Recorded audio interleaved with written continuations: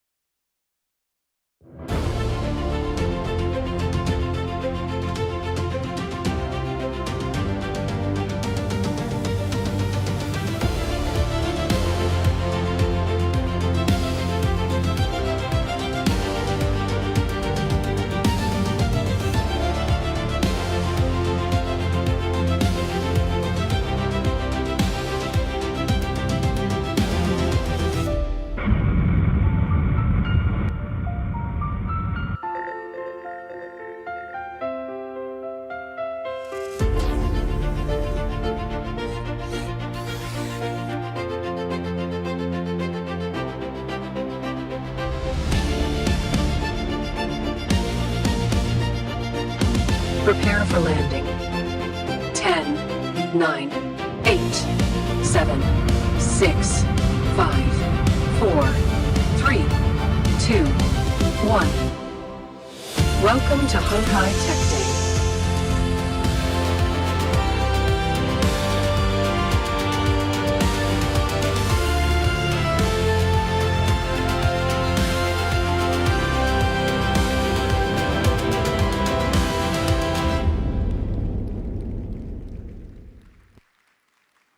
Good morning, everyone. To friends sitting in this room, and also to friends watching online. It's a great honor to have such great minds sitting in this room together to celebrate our 6th HTD. And first of all, I would like to introduce to you, our very, very special VIP, our founder, Terry.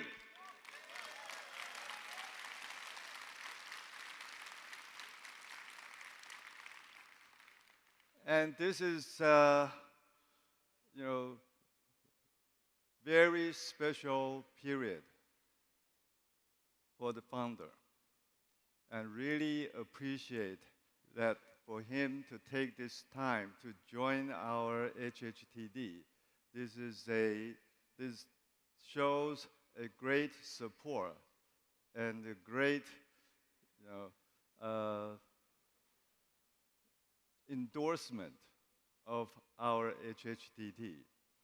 I really appreciate it, and from the bottom of my heart, and I would like to give you my deepest condolences. Okay. Thank you. Thank you. Okay. Please have a seat.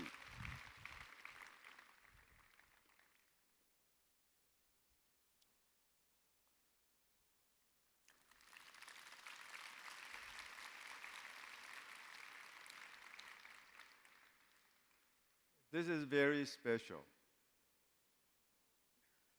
And I think without our founder, Foxconn Group would not be like this. So once again, I appreciate our founders for his hard work in the last 50 more years to build the Foxconn like this. Okay. But to start, I would like to bring you back a little bit to where we started in the past.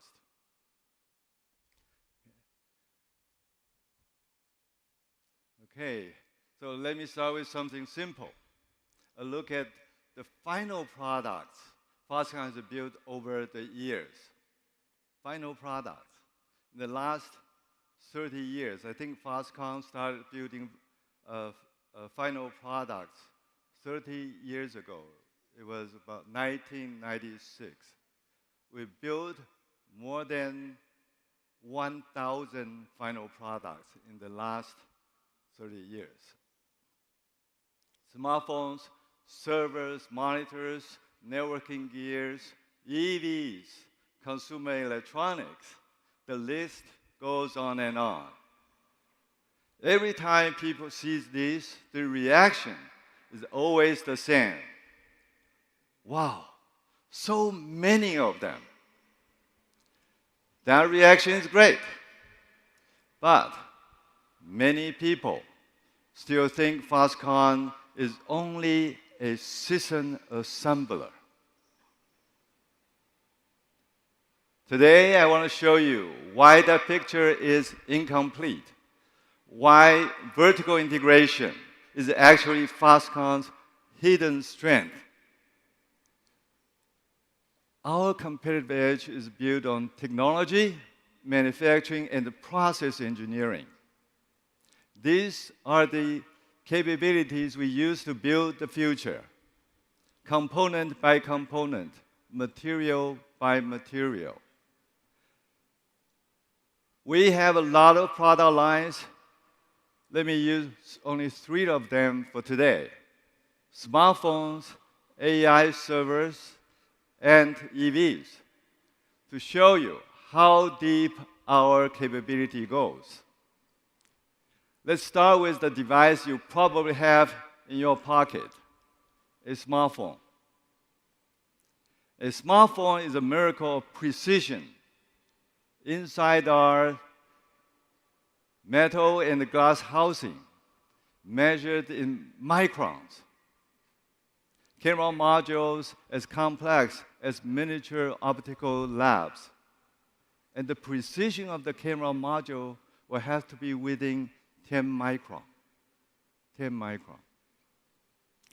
And the PCBs, antennas, thermal parts, power modules, and sensors.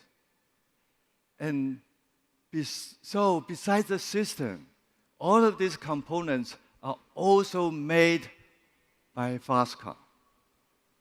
You're probably not aware of this. Yeah. Actually, what's inside of the cell phone, almost 60% of the components are made by Foxconn. So we're not just a system assembler. We make components. We can, not only we make components, we also delivered over 1 million phones in one day. 1 million phones a day. Can you believe that? That's the scale that we can do. That requires a lot of manufacturing engineering besides precision processing engineering. To make all this at massive scale, we rely on precision machining. All this precision machining measures in microns. Of course, comparing to TSMC, they're in nanometers. We're in microns. But imagine this is visible. You can see the metal by your eyes. But with semiconductors, you can't see it. Okay. So in microns, that tells you how precise that metal work has to be. And also, the optical alignment. As I mentioned, for cameras, the alignment will have to be done so accurately in 10 micron. The accuracy of the camera module in 10 micron. And also, in order to do all these phones, we have to do also the PCBs as SMT processes.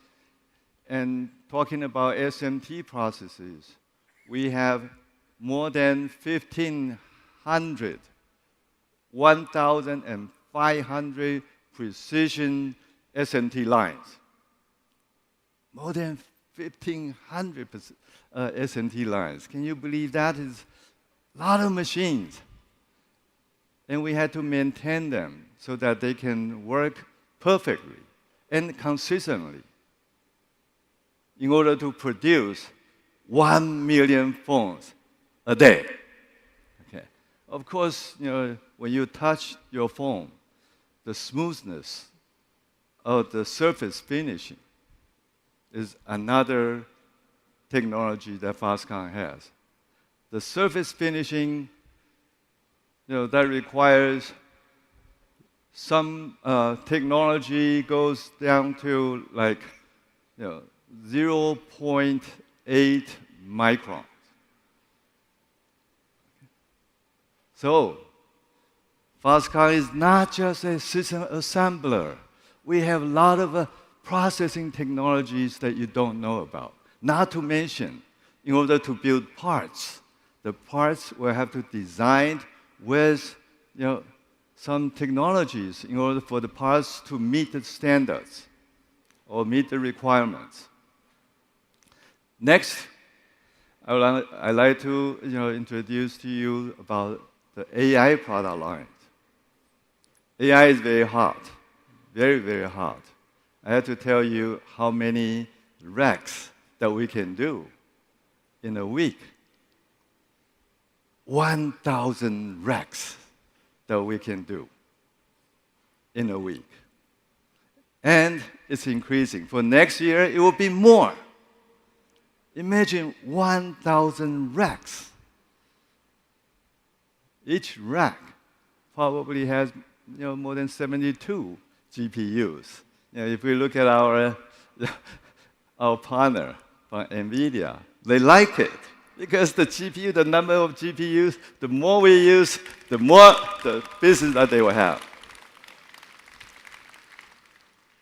AI systems, an AI server or rack looks simple from the outside. It looks simple from the outside. You probably can look, later in our booth. It looks simple, but it has very high density GPU boards. Very, very high density GPU boards. These GPU boards, in the past, when we think about the PCBs, 4 layers, 6 layers, when we started with PC motherboards. 6 layers, probably, that would be the thickness, the thickest board that we experienced. But with AI GPU boards, now it's about 10 times, about 60 layers of PCBs in order to, support the GPUs. Has billions of processing stuff inside of the GPU. Of course, because of this kind of the high density of computing, the liquid cooling or the cooling pads is also something, a must. And we also do the cooling stuff. And not that many people or customers know about this. When we heard a lot of our suppliers, they're mentioning about their heat sink or cooling expertise, but we already have it. And we already provide our solutions to our customers. Not to mention the power shelves, bus bars, high-speed connectors. All this surround this rack. We can do. Not to count the GPUs or CPUs. They will account for about 40 to 50% of the parts for the racks that we can provide by ourselves. That tells you we are not just a simple system assembler. We have technologies to support the systems. Okay, and next, we're going to show you about our EVs.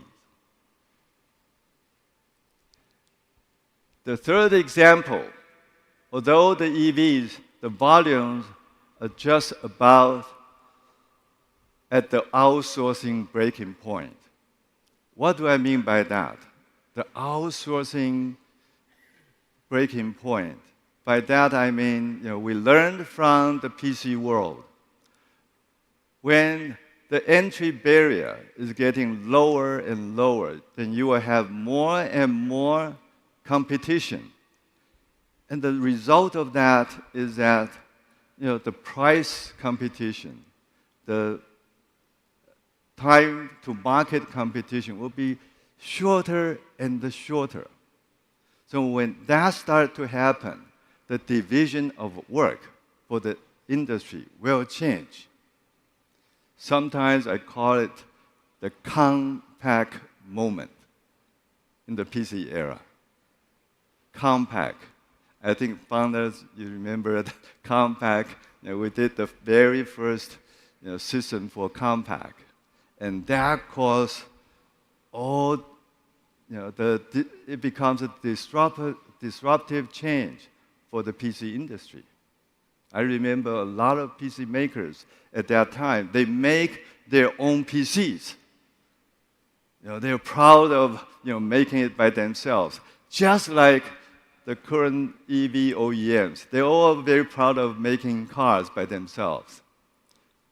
But when the competition is becoming so strong, the time to cost, time to market, and time to technologies become so short, they can't do everything the way they used to do.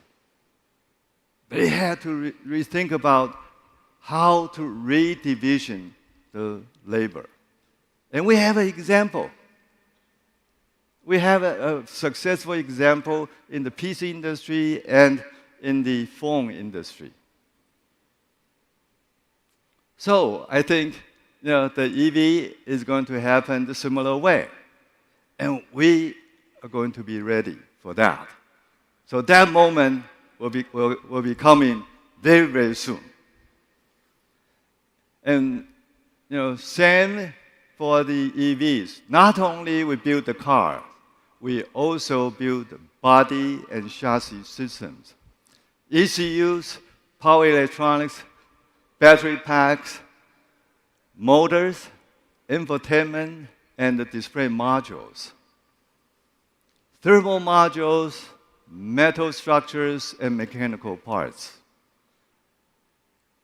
We combine the large-scale metal forming, CNC, or by the way, the CNC machines that Foxconn has more than 100,000 CNC machines that Foxconn uses internally. 100,000 of them. So with CNC precision tooling and the electronics manufacturing, energy systems, and full vehicle integration, the EV example is a perfect for why Foxconn is far more than a final assembler. You can, later today, you can go out and try to touch and feel about our EVs. I think when you guys come in, you already saw a lot of EVs that Foxconn has done. Okay. Try to not just look at from the outside, and please appreciate a lot of components of Foxconn inside. You familiar with that term? Something inside. Something inside. So in the future, we're going to pronounce Foxconn inside for our systems. Okay.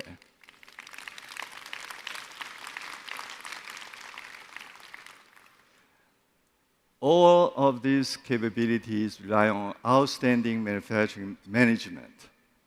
More than 100,000, as I mentioned, CNC machines, over 1,500 SMT lines.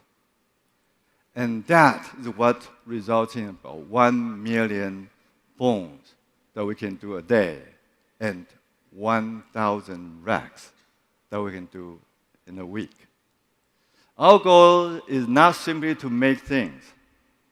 Our goal is to enable industries to move faster, to shorten their time to market and time to cost and time to technologies, especially for the AI data center industry today. We need to speed it up, right? How do we speed it up? The vertical integration capability is so important. I think our customers, our partner also experienced in the past, if you have to work with so many suppliers to resolve a problem, it's going to take you a lot of, not just the complexity, but also the time that you're going to spend in coordinating among all these suppliers. But Foxconn can do it. So with that, it tells you, Foxconn is not just a simple system assembler. We are component manufacturers that enables your system. And with technologies, not just on parts design, but also processing and manufacturing technologies.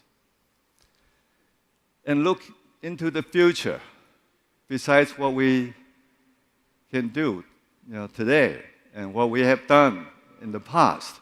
Our鴻海Research Institute is pushing the frontier technologies, which you will also experience it. We have 5 research centers and 1 laboratory. And we're going to demonstrate their work in the advanced technology session in our booth. We're now working on quantum computing. The technology that we focus on is trapped ion technologies. There, we are going to show you the QPU module that we have done so far. We're able to trap more than 20 ions today. 20 ions. Okay.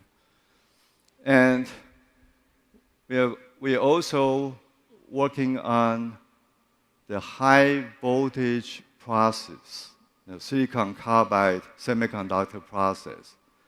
In our lab, we are now able to produce the silicon carbide with the break voltage up to 6,000 volts.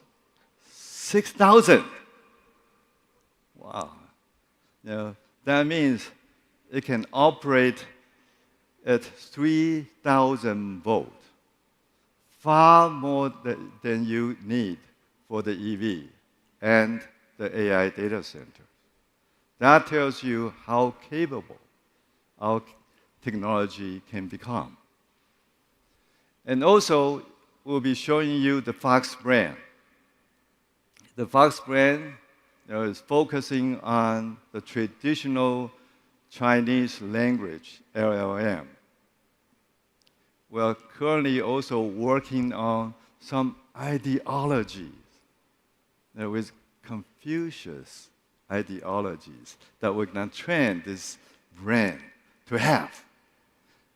At the bottom of this technologies, besides answering your questions, they have to tell what's right from wrong, right?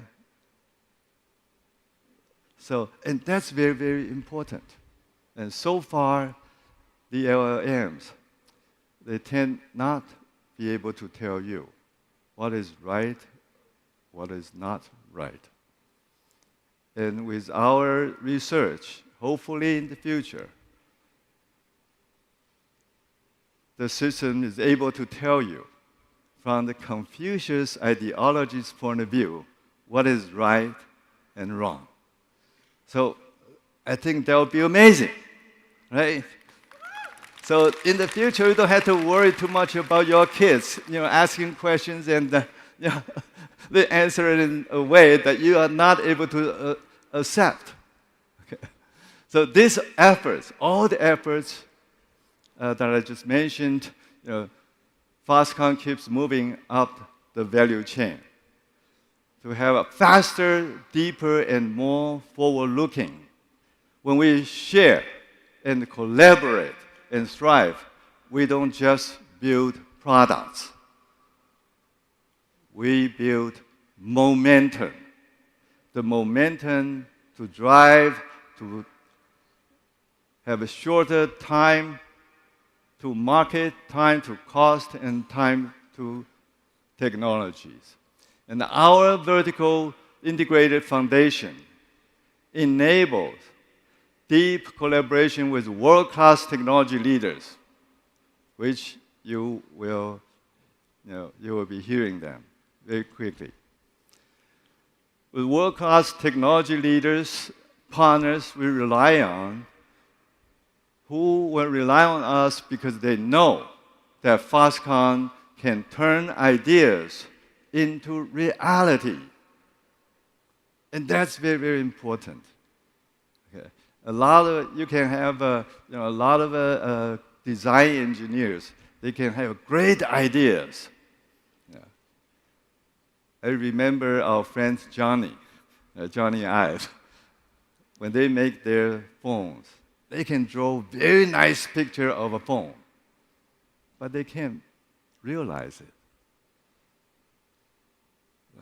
So, with Foxconn, we try to make their dream come true, okay, by realizing their ideas.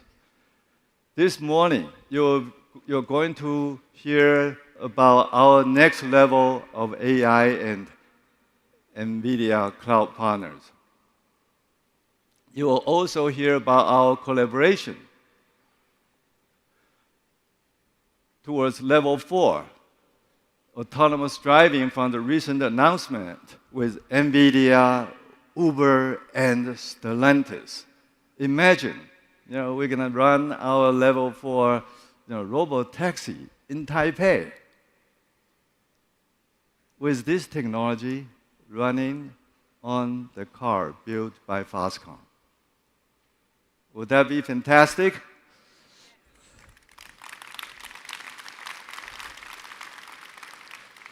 With IBM, we'll look at the quantum technologies, okay, and also the AI together, which can elevate the future AGI. Okay. With NVIDIA and ABB Robotics, we're going to discuss physical AI in industrial manufacturing.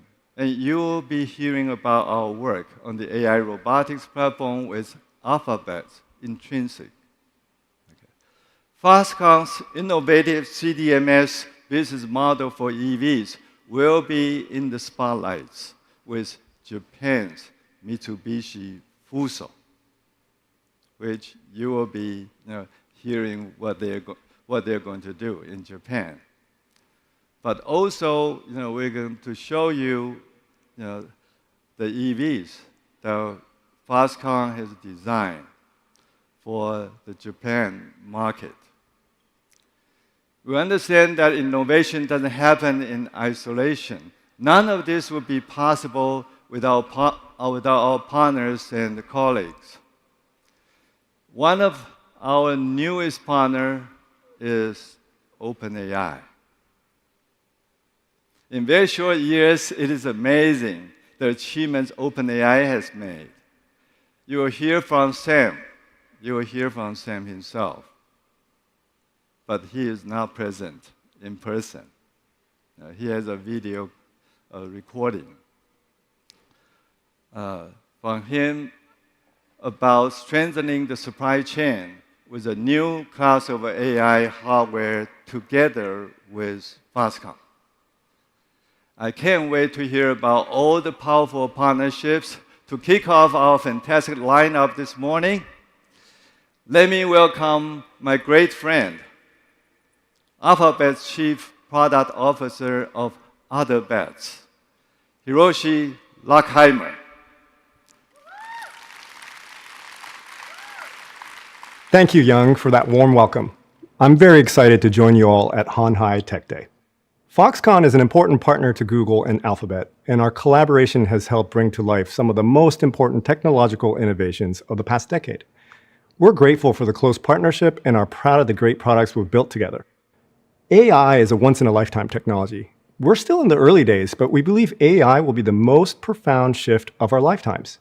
It will spur innovation, opportunity, and growth in industries and economies around the world, fundamentally shaping the future in exciting ways. Our partnership is at the forefront of this innovation as we bring together Alphabet's world-class AI and Foxconn's pioneering 3+3+3 strategy to unlock new opportunities. First, smart manufacturing.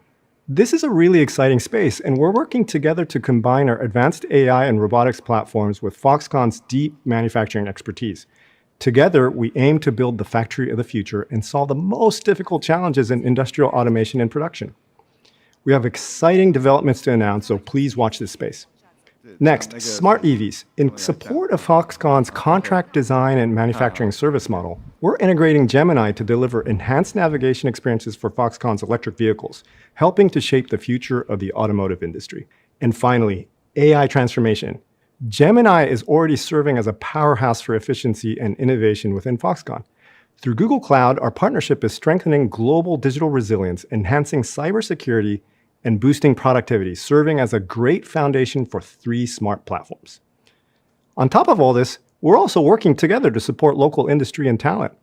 Foxconn joined Google's Project Hatcher program, supporting Taiwan's startup community. Google also participated in Foxconn's summer intern program, offering joint training. The potential of AI is immense, and I'm excited to see what our partnership will build for the future. Congratulations to the Foxconn team on a great Hanhai Tech Day.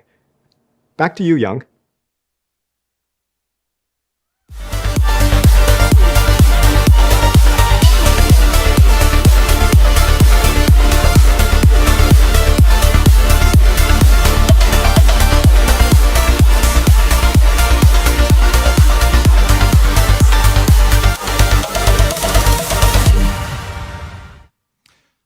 Ladies and gentlemen, what an incredible way to start this year's Honghai Tech Day. A message from our partner, a special appearance by our founder, and a visionary keynote by our chairman, Young Leo. It would thus only be appropriate for me to introduce our next speaker, the CEO of Vision Bay, my friend, Neo Yao.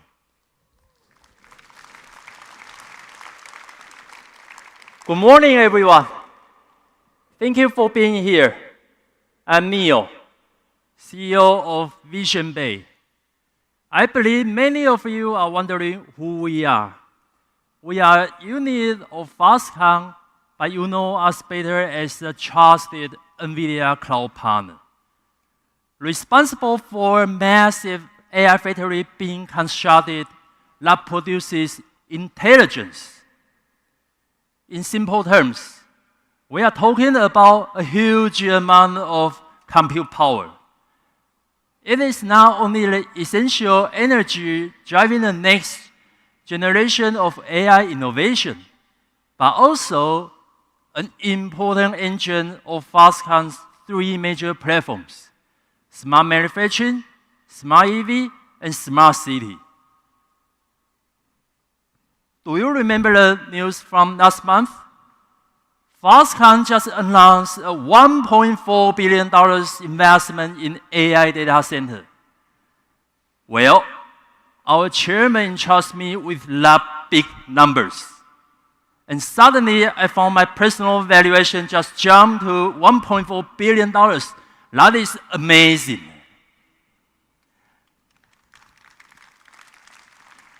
But more importantly, I came to realize I have been given a much bigger mission. That is to drive the second growth curve of Foxconn's AI business. Today, I'm pleased to announce that we plan to deploy 27 megawatts with GB300 in the first half of next year.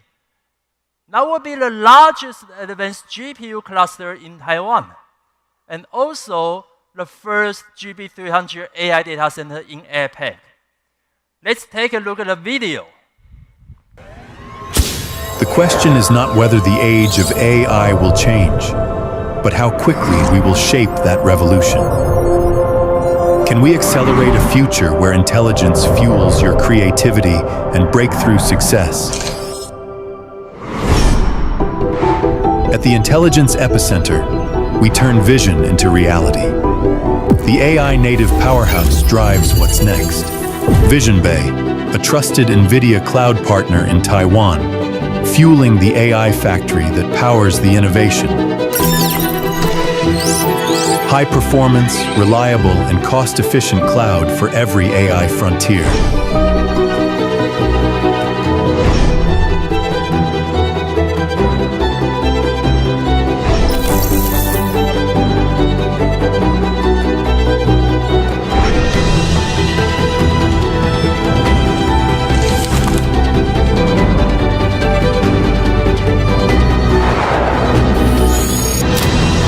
rise of AI, we power progress from factories to cities to mobility.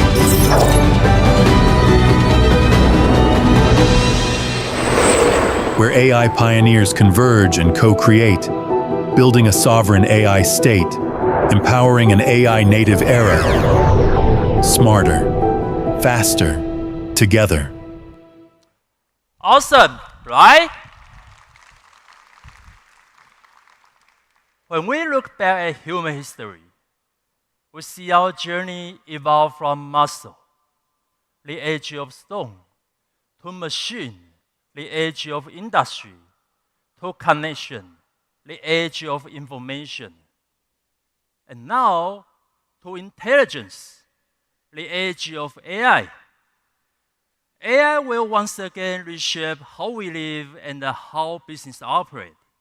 And AI infrastructure will be the fundamental of this momentum. By 2030, global AI infrastructure will reach $5.2 trillion. That is incredible numbers. And AI compute demand from 2025 to 2030 will grow 3.5 times. What does that mean? That means AI will be one of the most valuable industries of the future. So we will start from Taiwan, building a complete sovereign AI solutions to empower the whole AI ecosystem development across Asia. We plan to realize these visions through 3 key dimensions: cost competitive, rapid deployment, and application integration. Vision Bay will unite Foxconn's manufacturing, design, and supply chain capabilities to deliver the most competitive hardware. Besides, we secure key resources and integrate from infrastructure to application. So AI data center can deploy faster, and we bridge the compute with real AI adoption, helping our customers, the enterprises, turn ideas into impact. The next wave of technological and economic power is being created by us. This will not only expedite the whole R&D development, but also drive the industry and economic growth. The most important thing is that provides the ecosystem to foster AI talents across the whole industries. We believe that is the foundation of competitiveness, securing nations' technology autonomy and data security.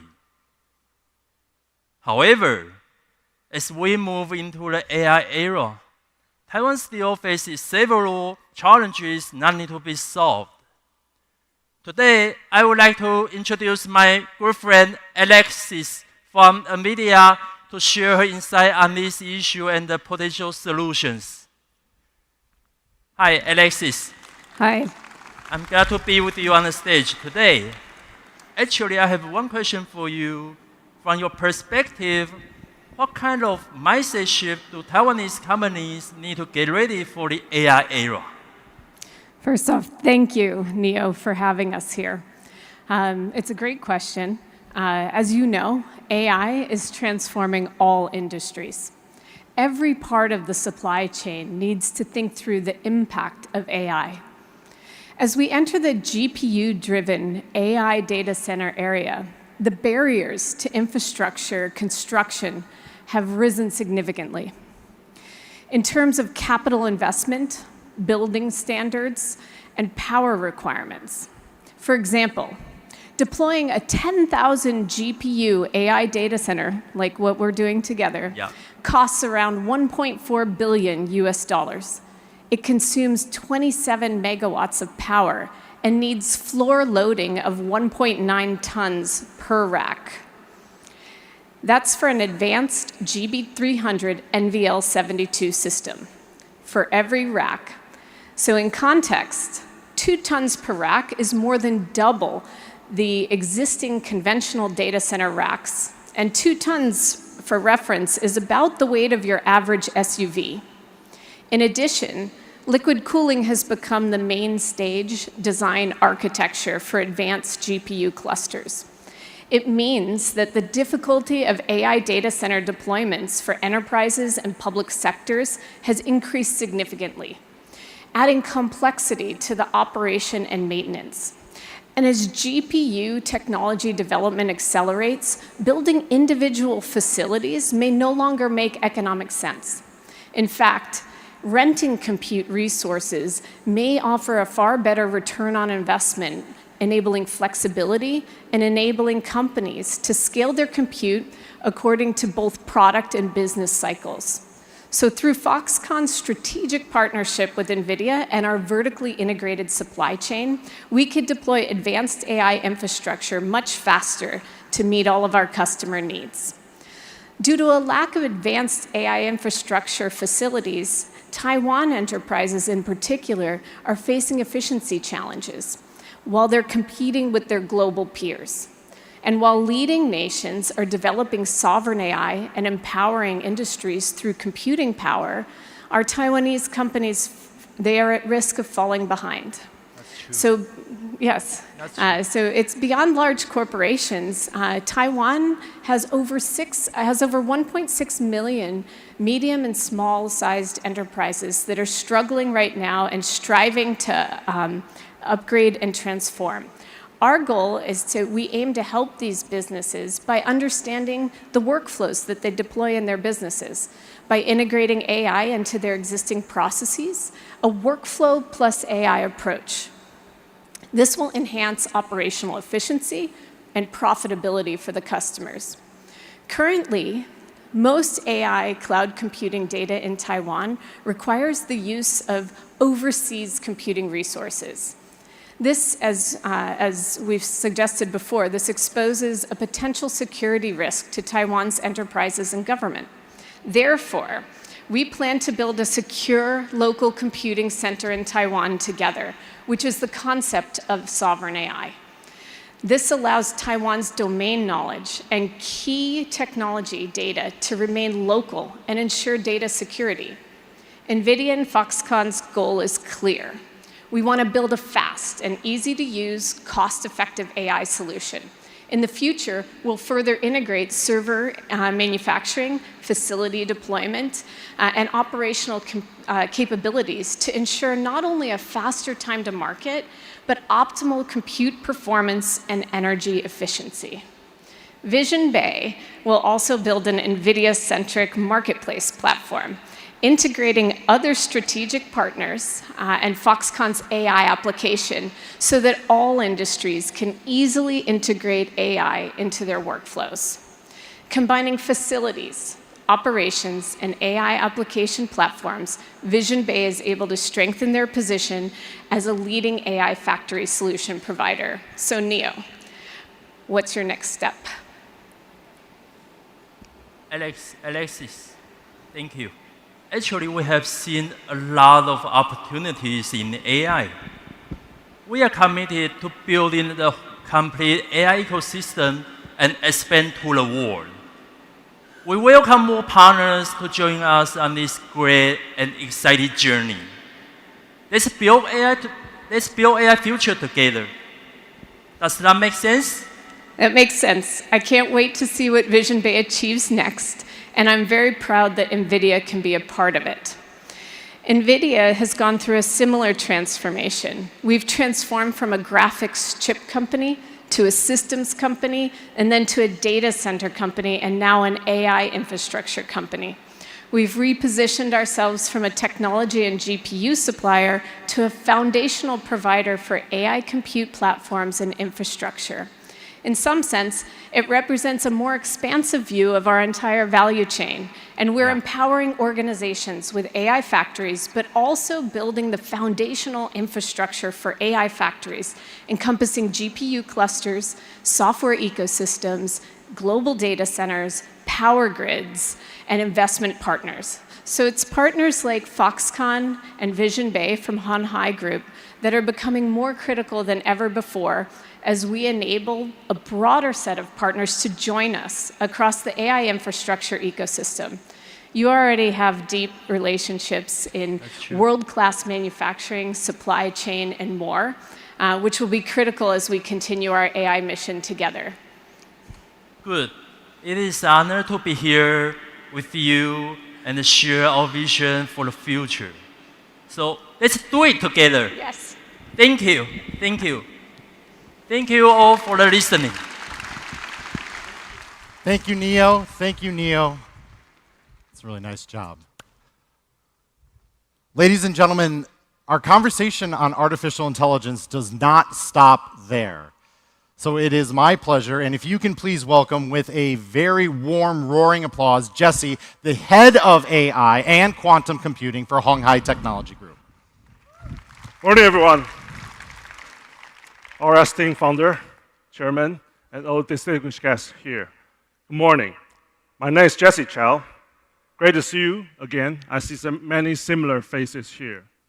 My name is Jesse Chow, and I'm the head of AI and quantum computing from the corporate business development. 2 years ago, our chairman and the man, Jensen Huang, were on the same stage in鴻海Tech Day. I still remember it was the first time they started mentioning these magic words, AI factory. Back then, everyone talked about what AI factory really was. It sparked a lot of lively discussions. And today, I'm excited to share how far we've come since then, from the imagination to the real impact it brings. Today, we're inviting one of the oldest and greatest company in the world, which has lasted for more than a century. Foxconn still have 50 years to chase. Ladies and gentlemen, let me introduce our new collaboration, IBM, International Business Machines.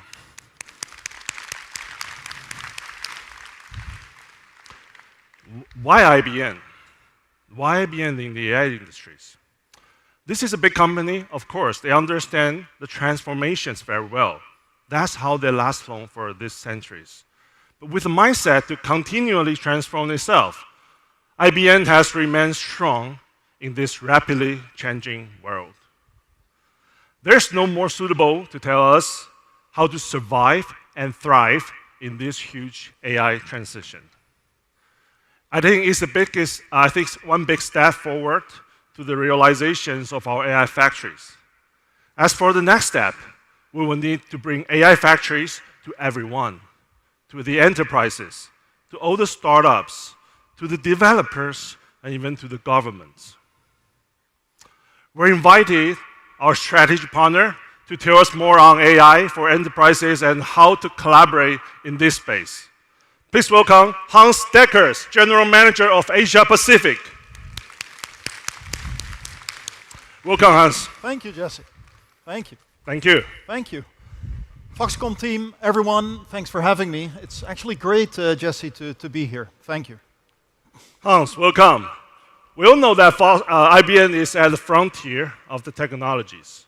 We have seen it in the past 100 years. Maybe not just by us, it's by many people. Please, could you tell us what IBM is doing today on AI and all these key emerging technologies? So sure thing. I mean, a lot has happened. For over 100 years, IBM and all of our clients have been transforming. We know about the geopolitical headwinds, but all these uncertainties bring a tremendous amount of opportunity. For IBM, it's always and it will always be client first. And when you look at the hot topics today in this world, Jesse, it's sovereignty, as we just heard, data, control, flexibility. Yes. How do you stay there? Now, we can't do this alone. And this is why partnerships together with Foxconn, together with other parties, is so important to assist clients on their journeys. If I pivot a little bit to IBM, IBM is really focused today on 3 emerging technologies. You see them behind me. Artificial intelligence for the enterprise and government, hybrid cloud, and a new emerging technology that is coming, which we call quantum computing. Now, Jesse, maybe we could dive into quantum a little bit? Yes, I think quantum is also another very exciting term, right? Tell us more about quantum. I think IBM is leading in this space for decades, correct? And I'd like to see how you see the visions of quantum and also maybe how to, fuse with the AI factories together. So, 3 emerging technologies, as I said. The latest one that is on the brink, if you're an optimist, quantum will be there in 2 years. If you're a pessimist, it's 4 years. So take your pick. Wow, 4 years. If you look at the quantum roadmap, and IBM has been on this track, IBM Research, for decades, we see that by 2025 we will have the first fault-tolerant quantum computer. Quantum will not replace classical computing. Yes. It will be a combination. They will supplement each other and accelerate AI. And a lot of this is already coming to the forefront. We've been working with many different institutions, including large banks, where we already see 34% higher accuracy rate in bond trading algorithms versus traditional compute. Oh, wow. So a whole new world is opening itself up. Wow. So there's banks or enterprise start adapting with this quantum algorithm and to optimize their workloads. Oh my, that's very advanced, right? So I think it's also a very different IBM indeed, right? Which is why Foxconn is keen to work with organizations like IBM to realize our visions of the technological future. Next question. What are the challenges that you're seeing today on the AI adoption for enterprises? Right.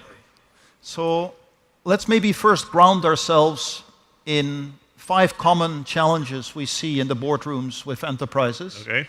And then I'll talk a little bit on how we collectively can solve it. So the first problem or challenge we see everywhere is that every big enterprise has multiple infrastructures to manage, on-premise, off-premise, and they haven't really found a way to properly integrate them. Second, data. Data has been exploding for decades, but only very few companies have actually extracted the right amount of value from it. True. Thirdly, many enterprises have seen a lack of automation. So with the new technologies, data exploding, infrastructures being everywhere, without proper automation, it's very, very difficult to manage. The fourth one, and these are all compounding challenges, is a lack of skills. New technologies are emerging. Companies have a very, very difficult time to keep up with skills, which combines you into the 5th challenge, which is really security. If you have these 4 not properly managed, you open yourself up to potential security challenges. Now, we've been working these challenges with enterprises and governments, and this is really what brings us to the chart behind us. We've been working and collaborating with Foxconn and other providers to create an integrated stack. So at the bottom, you'll have infrastructure and AI compute. Then you'll have a hybrid cloud layer using Red Hat OpenShift, a very open platform. Then really it's a data layer that we've been adding using open source software, where really the data of our clients is the data of our clients. Then we built AI models, very specific, unique models, domain specific for the enterprise. Yes. We then provide orchestration for agents, but also for assistants. And that all comes together in what we call a collection of use cases. And those use cases is ultimately where enterprises extract the value. These use cases will be the AI factory, as we're discussing. AI App Store. AI App Store. AI App Stores. That's interesting. I really like the word, AI App Stores. We're starting with AI like a tool. We try to do something on top of that, and of course, to enhance the efficiency of the enterprises. So I have to say, very few technology providers have these horizontal views like IBM, right? So to provide a comprehensive approach towards AI value creations. But how do you go about helping enterprise utilizing these technologies? Right. So in the last, I would say, 2 years, we've been applying a lot of this technology that I just talked you through to ourselves as an IBM company. We're a very big enterprise, operate in 170 countries. And we've been applying this to ourselves, and we call ourselves Client Zero. Client Zero. Now, we applied this technology to our workflows, to our processes, and what we've realized, and we see this with a lot of our clients, we're all organized vertically. We're organized by geography, organized by product. We're very siloed in nature. It comes from an old GE setup post-Second World War. And everything we have in the enterprises from an organizational setup is vertically. Yep. But when you really look at unlocking AI, you have to take a very horizontal approach, almost a workflow approach. Yep. And the approach we've taken and we've distilled from it is eliminating first operational complexities, simplifying end-to-end workflows, then automating all of the manual tasks, and then we start with infusing AI across all operations. Many clients, Jesse, start at step 4. They forget the first 3. Wow, you basically started AI transformation from yourself. No. That is cool. But what are the learnings you think we can adapt to bring this to the AI factories now we are creating in Taiwan? Can you talk a bit about more on this IBM Client Zero use cases? All right. So, again, over the last few years, we've been applying this technology to ourselves. And we've been able to save in productivity gains $4.5 billion. $4.5 billion? Billion dollars within the IBM company. Within the IBM. Wow. And we should have applause here. Oh my gosh. 4.5 billion is money saving. Now, we've implemented AI across 70 workflows, enterprise workflows that cut across all of these silos. This is where you really can extract value for the enterprise. We're very optimistic about what we could do together with clients using the AI examples and the factory we just talked about. And it really sets the right foundation for culture, platforms, governance to drive success. We've been able to do it in our company. We're doing it with clients. And I believe with the right partnerships, we can bring it to the rest of the world. Thank you.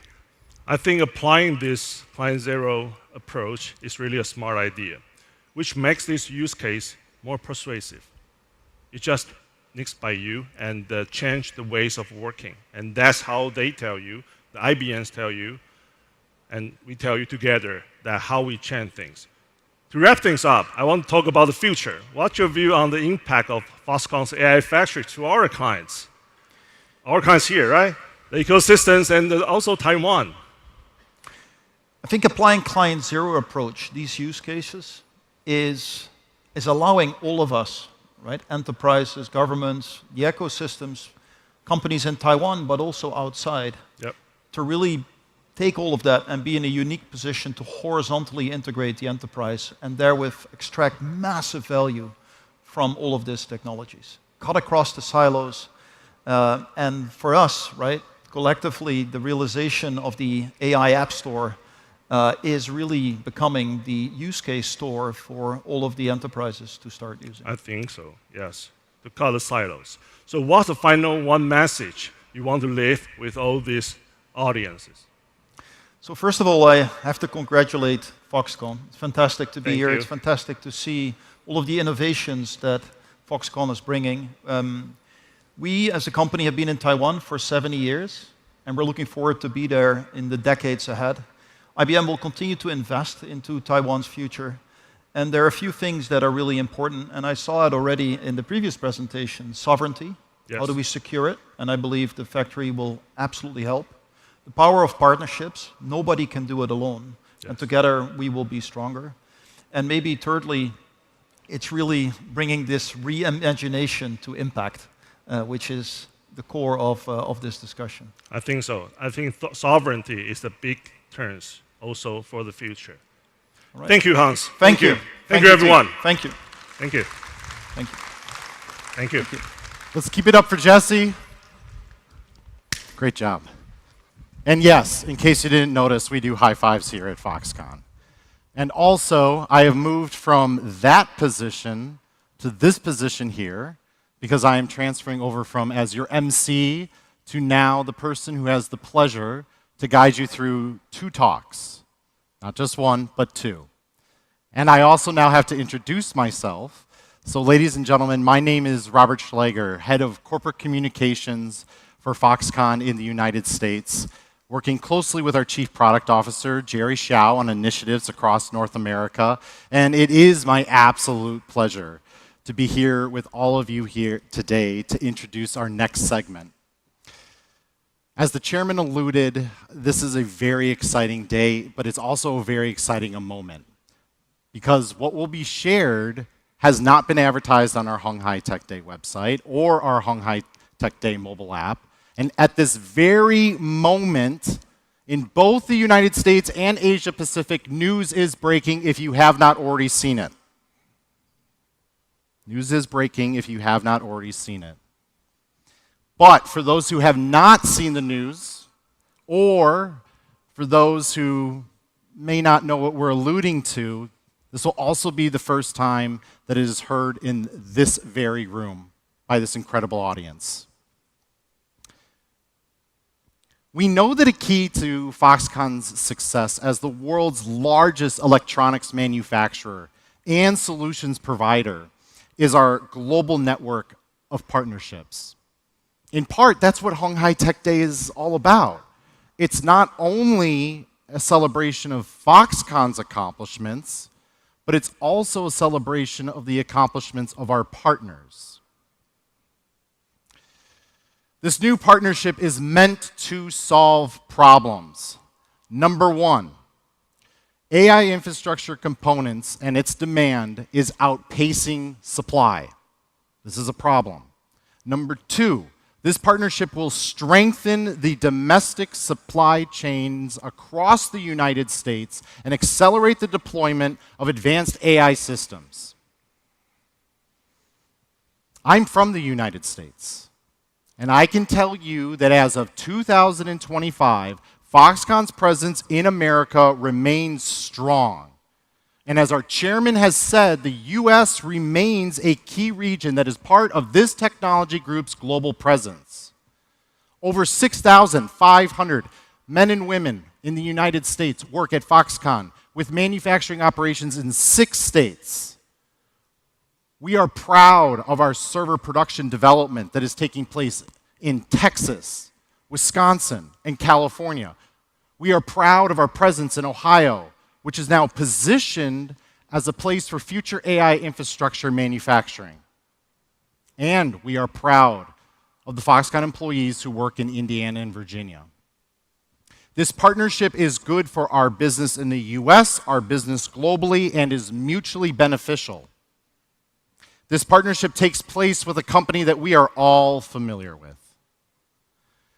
This partnership takes place with a company that is a leader in foundation models for artificial intelligence, a company that is led by a visionary who continues to push the envelope of human innovation to deliver a product that brings our human race closer to new frontiers with tools that will also position Foxconn as a continued leader in the ICT industry.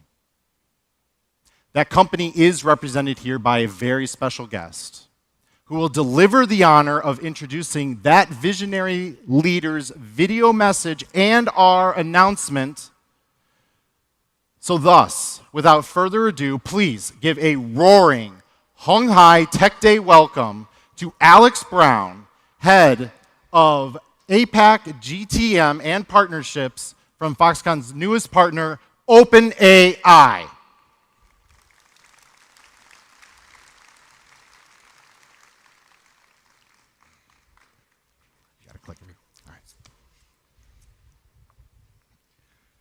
Good morning, everyone. I'm Andy Brown. I lead go-to-market and partnerships at OpenAI across Asia Pacific. It's an honor to join you here at Honghai Tech Day. Foxconn is the world's leading electronics manufacturer, and we're proud to have today announced a partnership that will help strengthen global supply chains and meet both existing and future needs across the industry. The pace of progress in AI is accelerating, and demand for the systems and hardware that power it is growing just as quickly. We're excited for what we can create together as we explore what next-generation AI infrastructure will look like.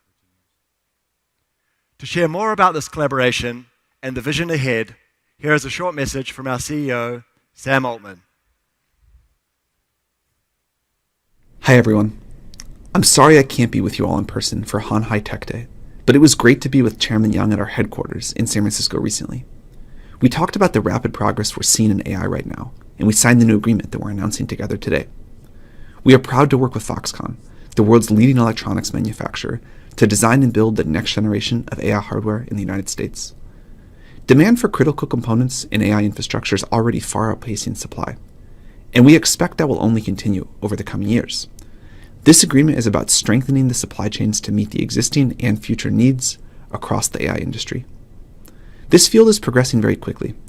Just 3 years ago this month, we released ChatGPT. Before that, few people had used AI. Today, 800 million people around the world use our tools each week to learn, to create, and to build. And while AI is already bringing a lot of value to people around the world, there's huge potential ahead as the technology continues to advance, from accelerating scientific discoveries to increasing productivity across the global economy. As these models become more capable, they'll require new and more hardware to support them, new racks, new cooling, power systems, and more, and a strong supply chain behind all of it. To keep pushing the frontier, we need to build these new types of AI infrastructure hardware at scale, and I'm excited for that to happen in the US and with Foxconn. Foxconn's experience building complex infrastructure and hardware at massive scale makes them the ideal partner for this, and I'm looking forward to exploring together what this can look like. We'll share insight into emerging hardware needs across the AI industry, and Foxconn will use that to design and prototype new equipment that can be manufactured in America. The hardware that powers advanced AI infrastructure will play an important role in ensuring this technology is widely accessible and benefits all of humanity. As we look to 2026, I see extraordinary potential ahead of us. This partnership would not have been possible without Chairman Yang's vision and deep understanding of AI and its potential. I'm incredibly excited about what this work will help create in the future as we work to bring AI's benefits to people everywhere. Thank you.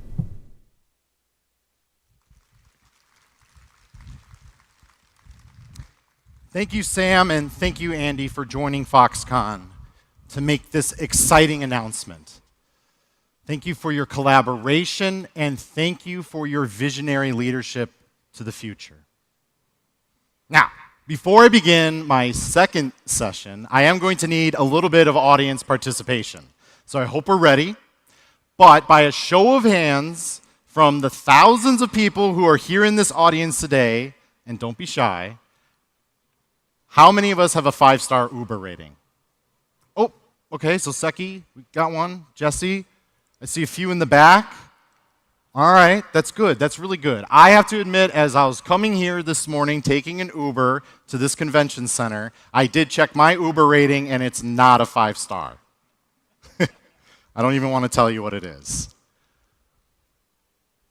But it is certainly my goal to deliver for you a 5-star talk, and we at Foxconn would not be able to do that if it were for this 5-star audience, our 5-star partners, our stakeholders, and a gentleman who I'm going to introduce very shortly. 3 weeks ago, Foxconn, with global partners Stellantis, NVIDIA, and Uber, announced an MOU that will steer us closer to a future of autonomous mobility.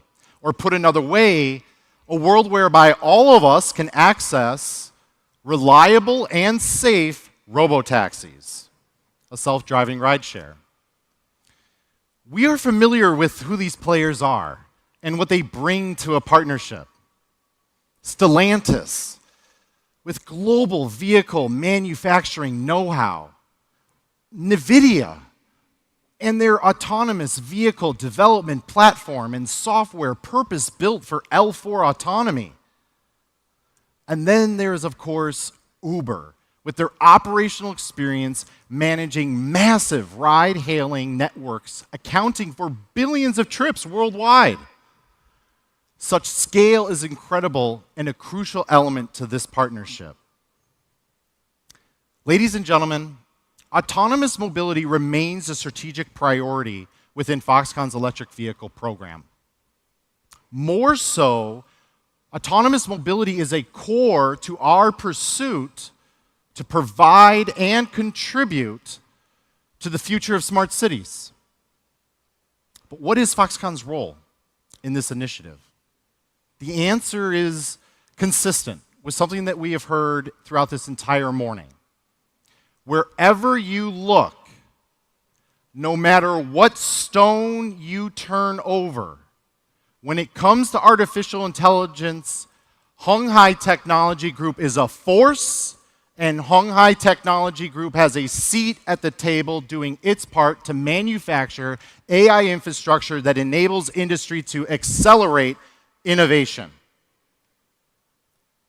In the case of robotaxi, the AI that makes the product autonomous is enabled by Foxconn's AI infrastructure hardware.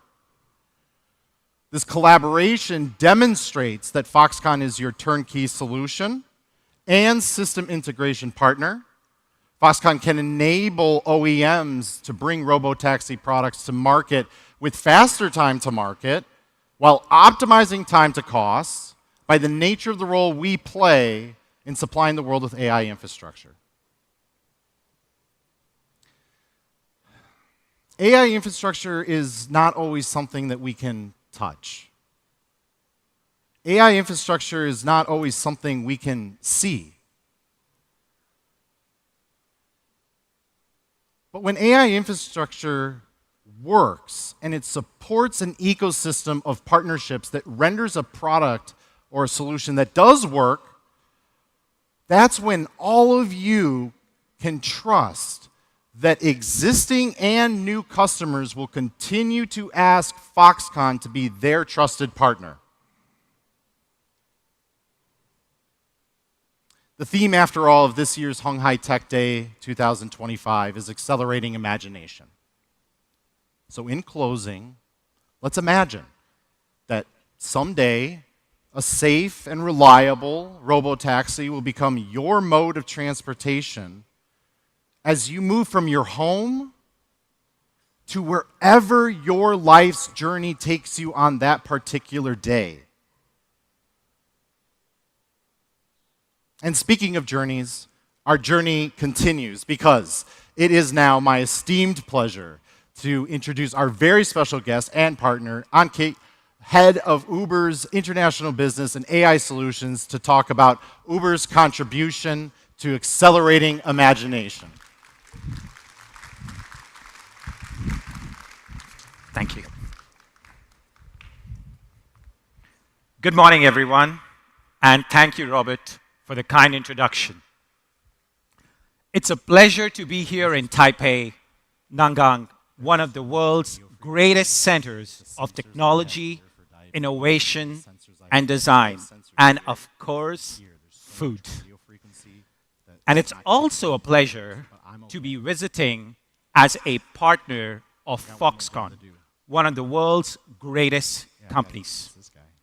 Like many of you, I feel I have grown up using products built by Foxconn, devices that have powered nearly every modern digital experience. The scale and energy of this conference reflects this legacy. This year, Tech Day comes at a very special and exciting time. As Robert mentioned, just last month, Uber, NVIDIA, Foxconn, and Stellantis came together to announce a partnership that will help write the next chapter in the world's autonomous future. Together, we are combining world-class hardware, AI, and platform expertise to accelerate the responsible rollout of autonomous mobility. It's early days, but the potential is extraordinary. Fleets built with Foxconn's manufacturing excellence, powered by NVIDIA's AI platforms, and connected through Uber's global network. It's a collaboration that brings the future closer, grounded truly in safety and trust. For Uber, this partnership is core part of our long-term platform strategy, connecting next-generation vehicles, AI systems, and large-scale demand in a single network that spans the globe. Today, AV trips represent just a small fraction of the millions of trips that take place on Uber platform every single day. But it's also very clear that we are already on a commercial pathway that builds directly on what we already do best, which is orchestrating trips at an incredible scale with precision, safety, and efficiency. By integrating NVIDIA's L4-ready architecture and Foxconn's advanced manufacturing and system integration capabilities into our ecosystem, we are building a model where autonomous vehicles can enter Uber's network seamlessly, operate safely, and deliver stronger unit economics over time. We're also working with NVIDIA to build what we call a data foundry, or a shared AI engine that will process and learn from billions of real-world driving miles on the Uber platform. Built on NVIDIA's Cosmos Foundation model framework, it will help us train and validate the next generation of L4 autonomous systems. These partnerships make it possible truly to move from experimentation to scaled deployment quickly. They align perfectly with our strategy to make Uber not just the largest mobility network in the world, but the smartest and the most capital-efficient one. And sometime in the future, who knows, 5 years, 10 years from now, maybe even sooner, many of us here might arrive at鴻海Tech Day in an autonomous vehicle built through the partnership between Uber, Foxconn, NVIDIA, and Stellantis. It's a privilege to share the stage with so many innovators here in Taipei. Thank you, Foxconn. Thank you, Robert. And as Uber, we look forward to traveling the road ahead together. Thank you.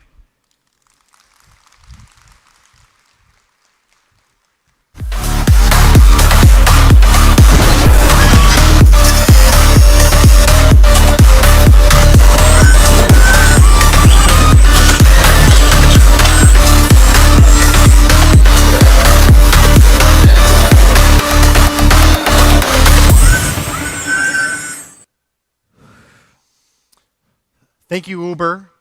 And for our next session, I would now like to introduce Dr. Xie, our Chief Digital Officer from鴻海Technology Group. A round of applause, please. Good morning, founder, chairman, and our guests. I'm Shi Zhe, head of the Smart Manufacturing Platform.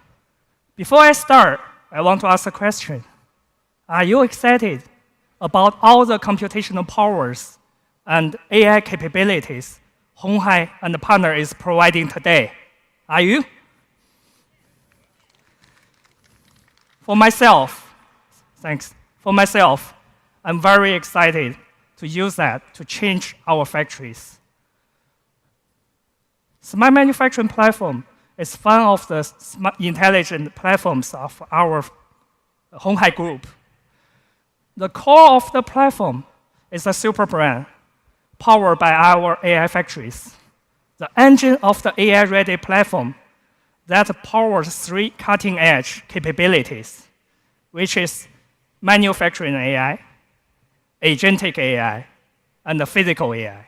Together, this enables the deep integration of generative AI across Foxconn's factories. Now you see, we are building intelligent solutions based on the smart manufacturing platform for our factories. For example, here you see, we have 8 different applications. This includes generative AI for advanced scheduling, flexible manufacturing system, factory GPT, and autonomous operation AI for intelligent decision making. Together, they improve our manufacturing capability and maximizing efficiency. But today, before we talk about platform, more importantly, I want to talk about physical AI. I think we are entering an era of physical AI, which is embodied intelligence. This means that AI empowers robots, machines, automation equipment, has the ability to sense, to understand, and to act by themselves. At Foxconn, our chairman mentioned, we have 3 levels of physical AI in our factories. Let me tell you. Number 1, level 1, is a fixed motion and automation. Speed, precision, and repeatability is a major focus for that. Number 2, we add sensing, control, enable basic flexibility and adaptability to response. And level 3, we integrate all the AI capabilities. We put perception, decision-making, and learning, allowing system to self-adjust and to do complex scenario problems in real applications. In level 1, you see here, the AI-powered path planning has significantly enhanced our robots and the machines to do more stable work.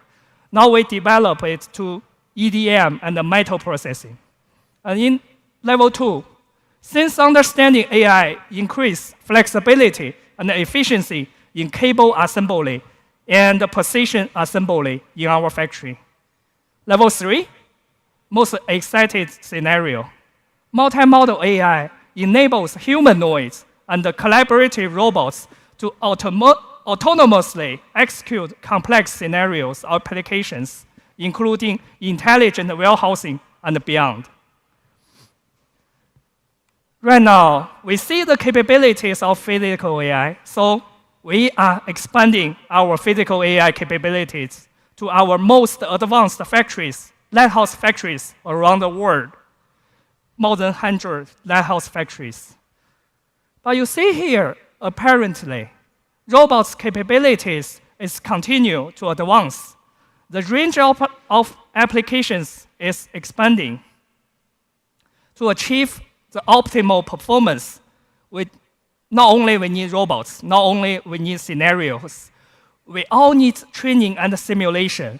This is heavily rely on the computational power. So today, I'm really happy to invite our guests from NVIDIA to the stage to share their solutions and visions for physical AI. Let's welcome Spencer Huang from NVIDIA. Thank you, Spencer. Hey, thanks. Good morning. Thank you for Please having me. share more about your stories. Sure. Thanks. Thank you so much. Good morning, everyone. Welcome to Hanhai Tech Day 2025. I'm super excited to be here to talk to you about the types of problems that we see in robotics that we're hoping to solve together with partners like Foxconn. We're looking at a great set of challenges that lie ahead of us for the next stage of robotics. And so one of the things that I just want to take a step back on is what exactly are we looking at in terms of where we started and where we want to go. So we know that physical AI is the next wave. We've seen the advent of LLM and ChatGPT. We know all of the benefits and all of the great technologies and the great solutions that it's offering us.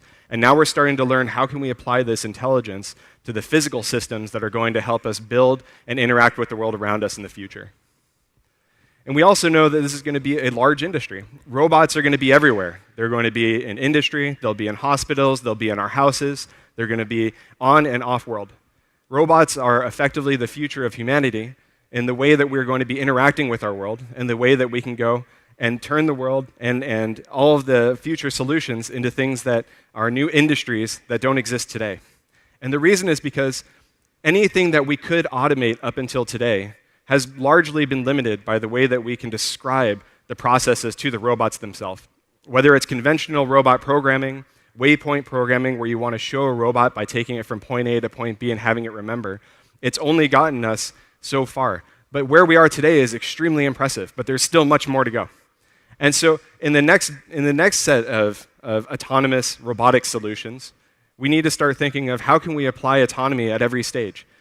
We often talk about Project Groot at NVIDIA, if you're familiar with our humanoid project. This is an endeavor, a long-term vision of how can we start solving for autonomy for the humanoid embodiment. But along the way, NVIDIA believes that we can take all of these valuable technologies and bring them back into industry today so that way we can apply them to the problems that we see today where they still have no solutions. And so we look at this in physical robotics, or in physical AI for robotics, as our three-computer solution. You need a computer that allows you to train the brain.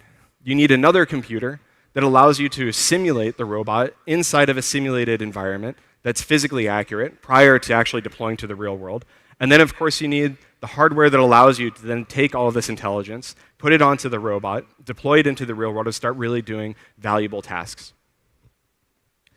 But one of the main challenges still holds us back is going to be data. And we've heard about it in a few previous speakers. You're going to hear about it probably all throughout the conference. And the reason is because physical AI is inherently at odds with the corpus of data that we started with for LLMs. When we started with LLMs, we had the luxury that humanity has written down and recorded our history for most of our lifetime.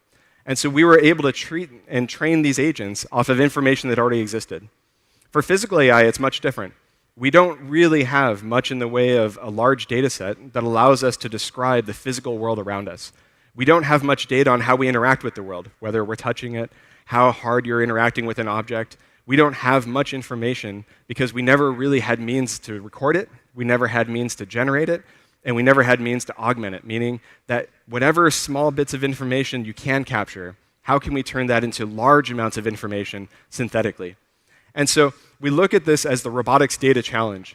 When you think of ChatGPT 1.0, pre-training was essentially taking all of humanity's knowledge and baking it up into one initial, the very, very first baseline for what we'd consider large language model intelligence. But for physical robots, we're still not quite there. When we think of physical AI, we think of what are the types of atomic skills that we're going to require in order for us to have useful robots doing useful tasks in complex environments. And unfortunately, we still don't have that today. And so we're fighting on two fronts. One, we need to be able to capture data that allows us to build up a baseline that gives us general autonomous intelligence. That way, we can start post-training all of these baseline intelligence to be doing more vertically specific tasks, things that are going to be much more complicated, like industrial manufacturing, right? Everything that we're going to be talking about for smart manufacturing is absolutely on this extremely specialized tasking side, because it's not just general pick and place. You're not just picking an object and putting it down, but you need to do extremely high fidelity, extremely accurate assembly tasks. You need to do extremely precise manufacturing tasks that have to be predictable, safe, and easy to deploy at scale. And so what we build at NVIDIA is a platform called NVIDIA Isaac, and we've broken it up into essentially three core parts. The first is that we believe that you need to have these open robot foundation models. When we're working with Foxconn, we want to be able to bring a baseline intelligence for the types of tasks that are going to be applicable within the factories themselves, within the manufacturing lines themselves. It can't just be trying to retrain these models from scratch every time that you're trying to add a new task. There are simply too many tasks, and there are too many different areas that we need to apply it to. So first, we need to have a baseline intelligence. But how do we get there? We need to have simulation platforms and robot learning frameworks that allow us to train these robots and to train these skills inside of simulated environments at scale and faster than real time. If it takes a human 18 years to get through high school, another 7 years to get through school if you're going through a bachelor's, master's, and even further if you're going to a PhD, you've already spent 20-odd years just trying to learn how to get to your baseline. If we need every robot to go through 20 years of learning before it can actually become useful, we are already too far behind. And so this is where simulation really brings us this answer. The ability to simulate a robot is the same thing as saying, I can simulate something at faster than real time. How can I train a robot in 20 years' time but only spend a few hours in real time? And this is how we end up with scale. Not scale on compute, but scale on tasks. And so you can think of it in two ways. One, the amount of tasks that are required for us to do valuable tasking inside of these industrial spaces is extremely large. And it doesn't just start with basic tasks. You have to create these compound, extremely complex tasks. And so one, the task is really complex. On the other side, in order to capture all the data for each of these tasks, it is exponentially greater than the tasks that you have. And the reason is because a single task can be applied to many different environments. When you're looking at a chef, they don't just know how to cook in one kitchen. They can cook across many kitchens, across many different domains, across many different regions. And so the skills themselves are transferable. And so this is why we need to have simulation platforms and these robot learning frameworks to allow us to train these skills, then apply them to all these different domains prior to actually deploying them into the real world. But in order for us to actually scale out all of the data and all of the simulation work that we have, having the foundational technology is not enough. We need to be able to have new ways of capturing the data and taking the data that we capture and multiplying it in simulation, and then augmenting this data in simulation to give it more diversity so that way that we can build up this data set. And so all three of these are essentially trying to solve for one of the problems that we were already blessed with in the beginning of LLMs, which is we didn't have the data that LLMs have, and so we have to build it ourselves. And so this is our way of trying to solve for this data gap, trying to save for the data problem by creating a set of platforms that allow all of us together to be able to generate and capture the data that's required in order to build out these necessary skills. But unfortunately, we can't just do that alone. NVIDIA is a platform company. We believe very, very heavily that we need to work with the ecosystem, and it makes even more sense for us to do this with robotics. And why is that? Because every robot that you're going to deploy, every task that you need to train and then deploy into a manufacturing facility is going to be dependent on so many different partners throughout the value chain. Whether it's the robot OEMs, the end effectors, the people that are making actuators, those that are simulating the platforms, bringing this to scale in cloud, all of these come together because as an ecosystem, we're able to start solving for this grand challenge. It's not a single company challenge, it's a grand challenge. And that's why working with Foxconn, it allows us to start solving for one of the most important and one of the hardest challenges out there, which is industrial manufacturing. Smart manufacturing has the unique position of being at odds with the way that we think of general tasking. So think of it like this. If you go on the internet, almost everything that we see that is common to our daily life, we could train to have a robot go into our house and maybe help us clean our house. But when you look at all the fantastic technologies that Foxconn is working on, but the complex processes that go behind those technologies, none of that information is available on the internet, which means that we have to build these data pipelines and these data factories ourselves. And so this is why it makes a lot of sense for us at NVIDIA and Foxconn to be partnering together to be building the next wave, the next generation of industrial manufacturing and robotics and autonomy. Thank you all. Welcome to Hanhai Tech Day 2025. It's wonderful to be here. Impressive. Very impressive, Spencer. Thank you for coming. Thank you so for much. sharing your visions and let us know how physical AI looks like. Absolutely. Thanks. Thank you so much. We can feel that robot industry is going so fast. AI brings significant change to the whole industry. We see the humanoids, we see the level 2 flexible robots, but we also see a fundamental change for the traditional robots and automation together with AI. So now, I want to invite our second guest speaker to the stage to share their journey on the physical AI. Let's welcome Mark Segura from ABB Robotics. Hello, Dr. Hey, Shi. welcome, Mark. Nice to meet you. A lot of change on the automation industry. Do you want to share more about your thoughts and your visions? Yes. Next stage is yours. Thank you. Thanks. Thank you. Thank you, Dr. Shi, Chairman Liu, Foxconn team. It's an honor for us to be here to explain you our today's vision of the factory of the future of ABB Robotics. Why I say today's vision?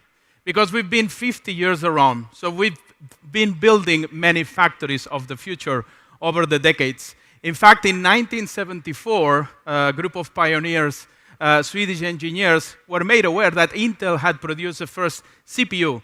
And they thought, this can be the way I can realize what today is understood as a modern robot. Electrically driven by electrical motors, microprocessors control robots.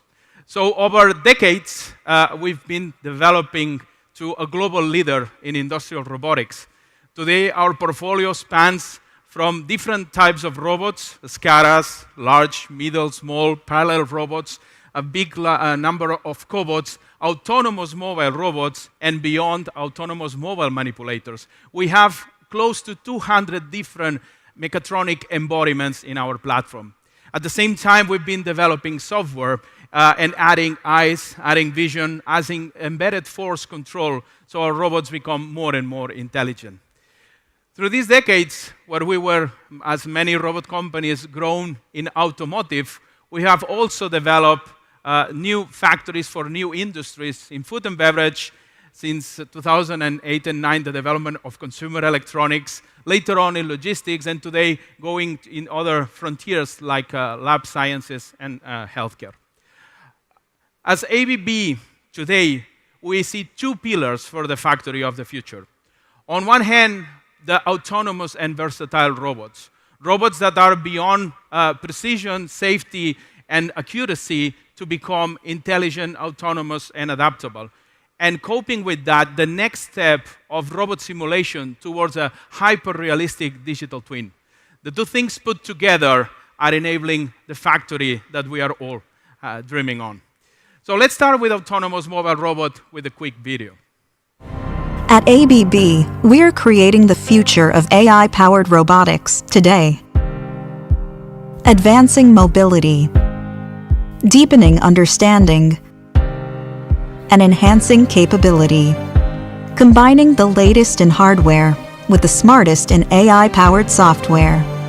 From accelerating scientific discoveries to building faster and more affordable homes and keeping business moving. Our robots don't just see, they recognize objects and can pick, hold, sort, and move them with precision. Our robots don't just act on programming, they understand the world around them in 3 dimensions. They build their own maps to navigate in real time. And they learn from what you tell them or show them, with the versatility to switch between a range of tasks in real time and the autonomy to get the job done without intervention.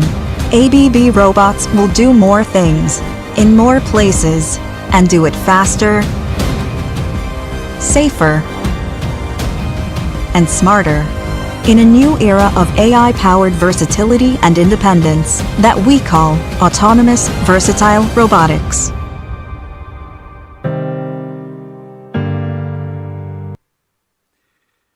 Autonomous versatile robots. Why did we choose this name? Because autonomy and versatility are not the same thing.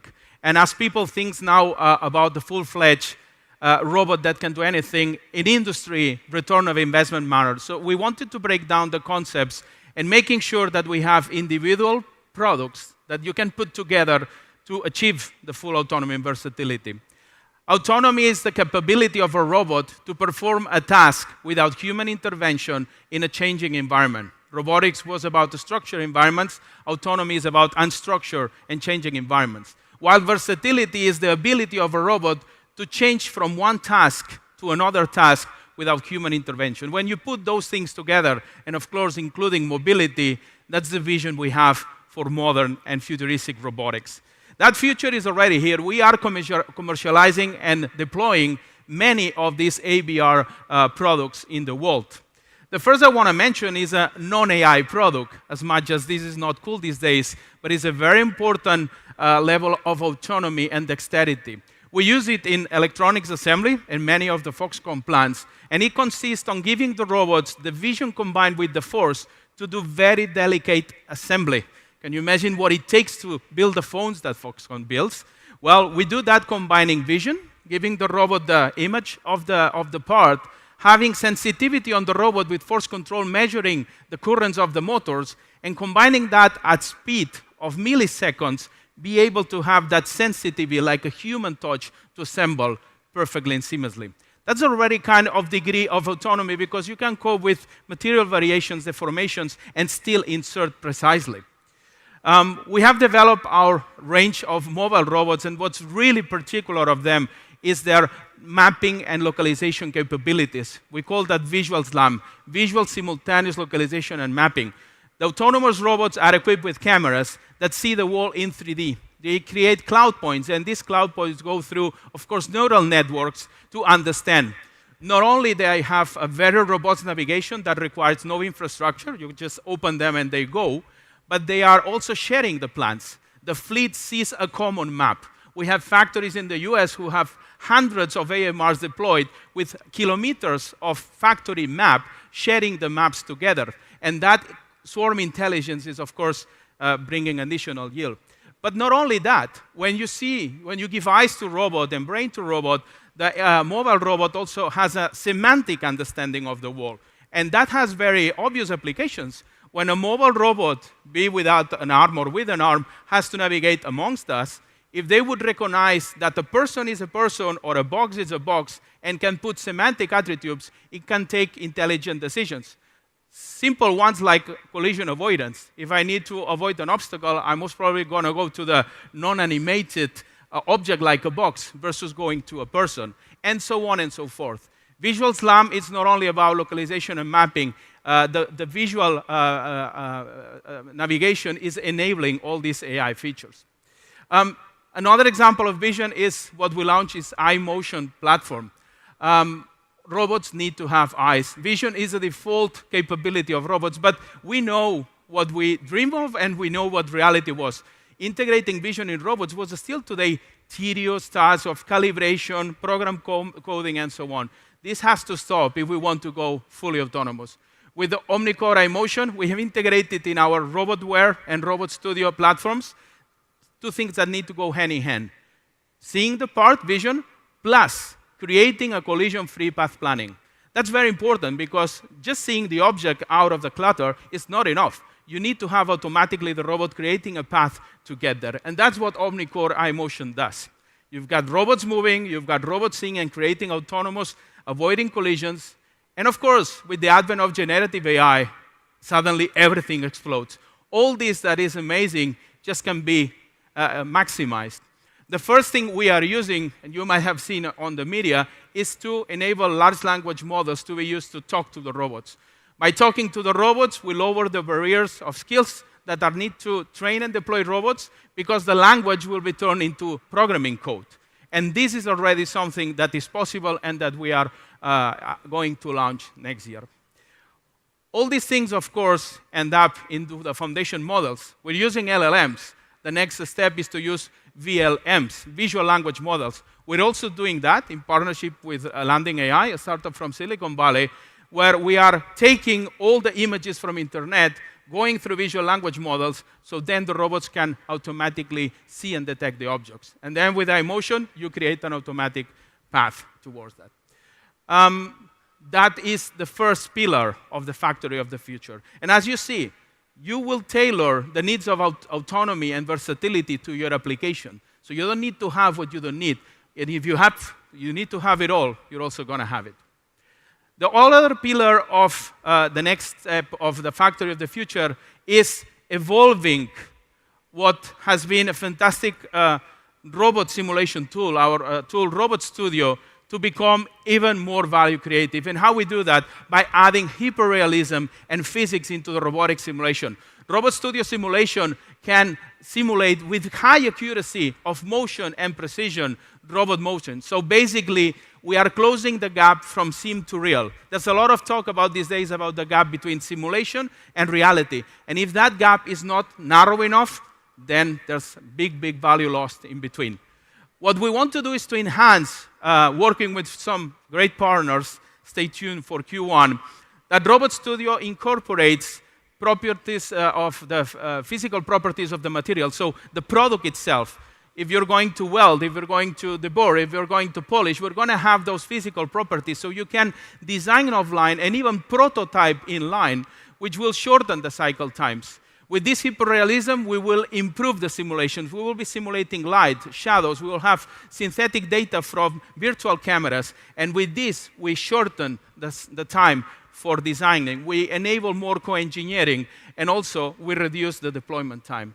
We then also are enabled to train visual language action models, foundation models, and because with Robot Studio we have this fidelity, high fidelity of motion, then you get what you have simulated in the real. If you put the autonomous versatile robots and the hyperrealism together, then you get what is the vision of the factory of the future. If you put together the robot simulation, hyper-realistic one, you shorten the design cycle times, you improve the quality of the simulation, so you can even avoid physical prototypes, so you cut cost, you cut time, you improve quality. But also, when you deploy that versatility of the robot that can cope with edge cases that you have trained in the AI of the simulation will allow the robot also to maximize yield. You don't have to worry anymore about material variations. You don't have to worry about incoming parts. You will be able to detect variances and work around them autonomously. When you digitalize all that also, and you've got this architecture of mobile robots with process robots, you can think about a very flexible factory. A factory that can scale up and down, where you can route the products to the different process stations to produce different products in a very short time. Scalability in capacity, and at the same time, diversity of products. All digitalized with a digital twin and autonomous versatile robots, closing the gap from simulation to reality.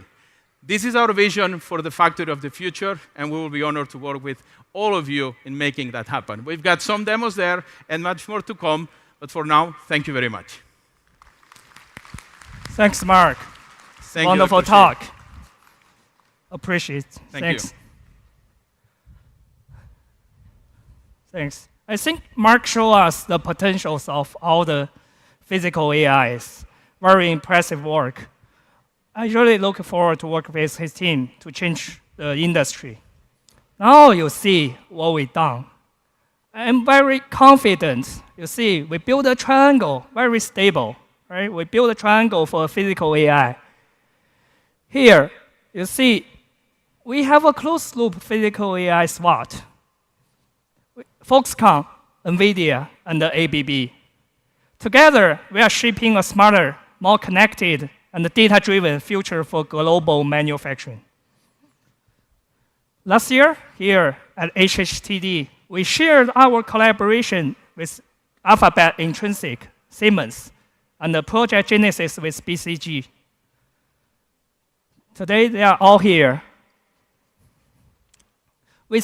Together with Intrinsic, we build a platform to shift from product-specific solution to a general-purpose automation solutions, which gives us an eventual goal of full factory orchestration and automation.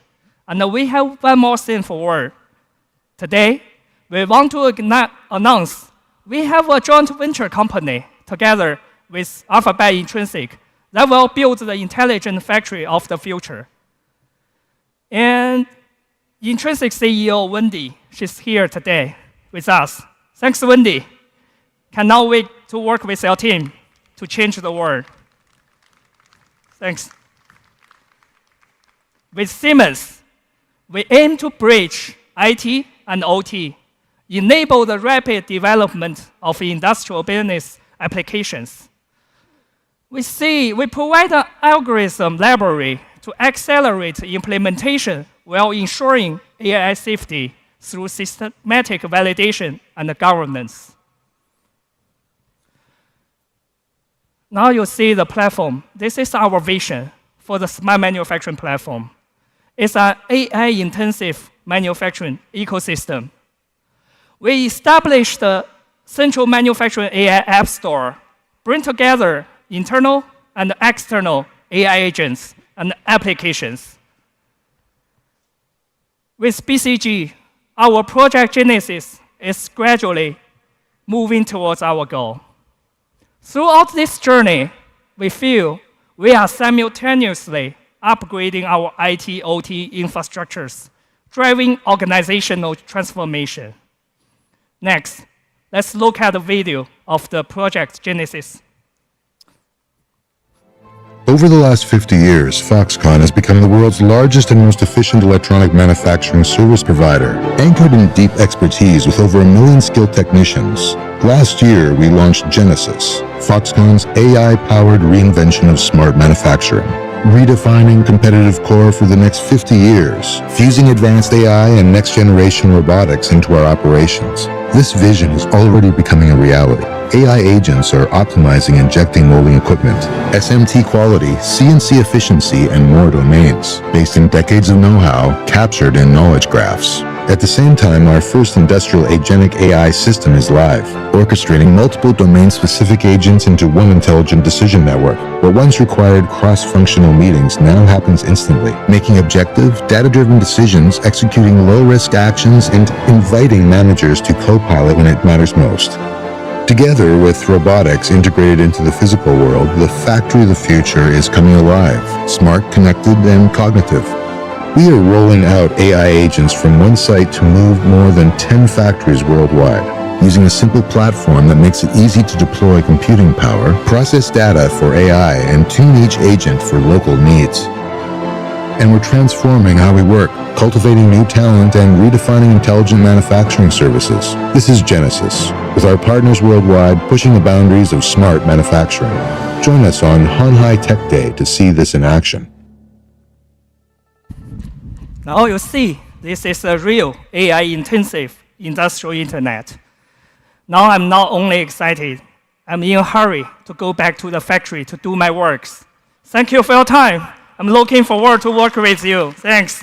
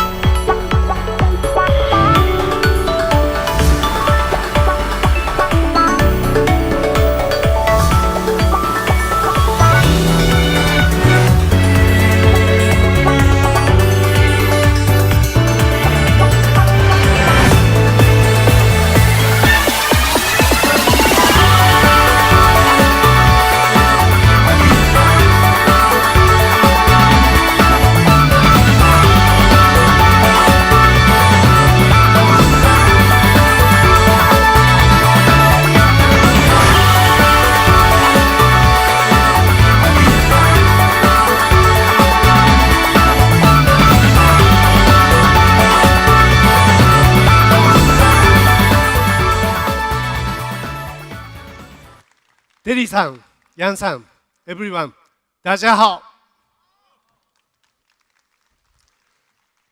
Last year, Andy, chairman of Foxtron, introduced two reference designs of CDMS, Model D and Model U. Those cars sitting on front entrance. And this year,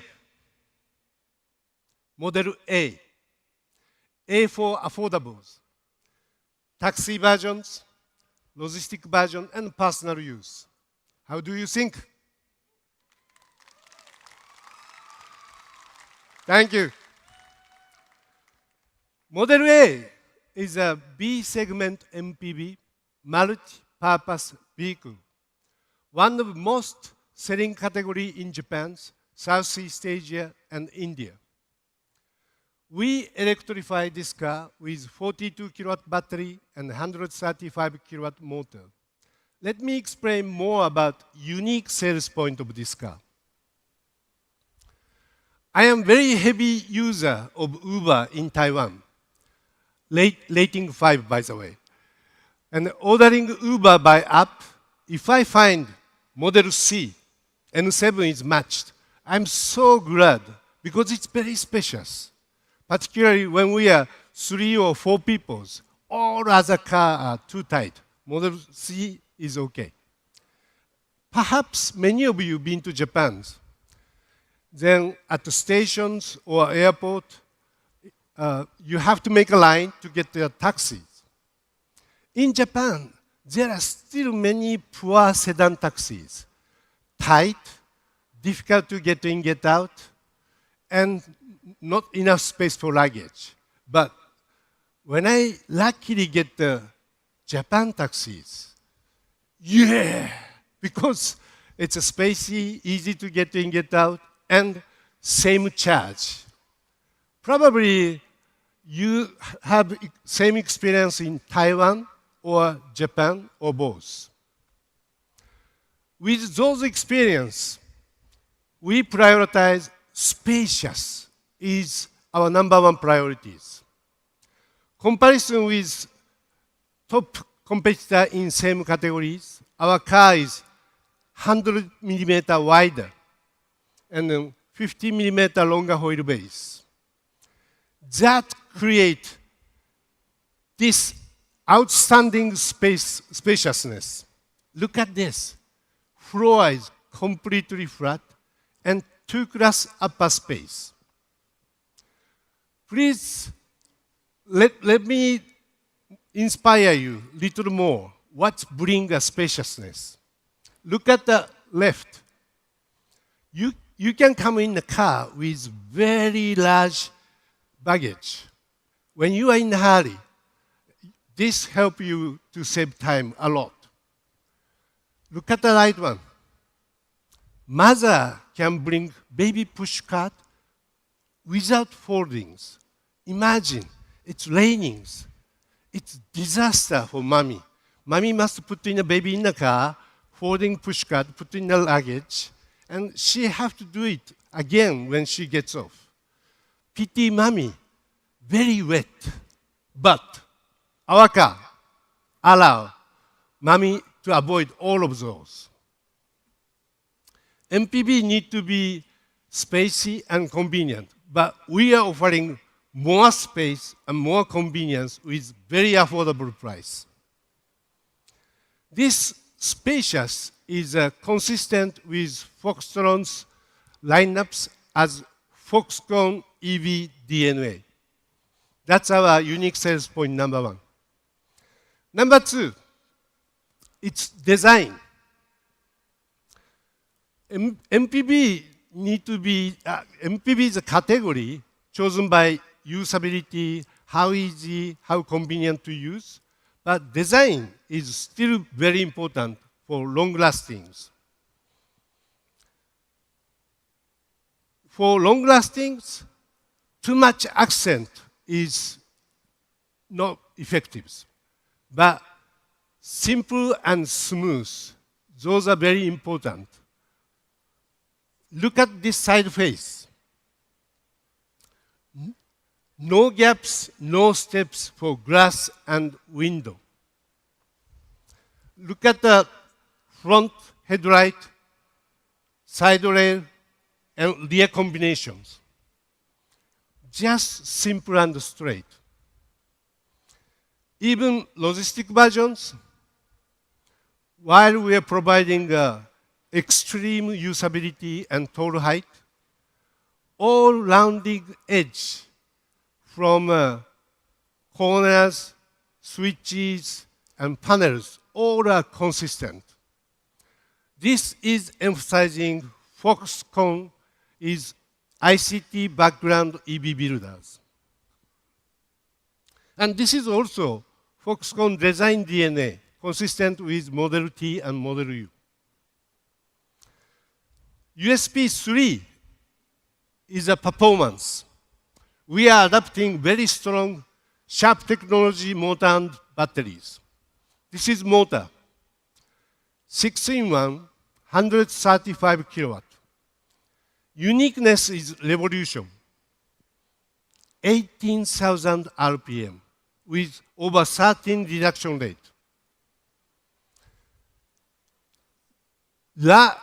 Usually it's 12,000 and 11. High revolution with large reduction rate create a big torque. So we successfully made motor very compact. Weight is only 60 kilograms.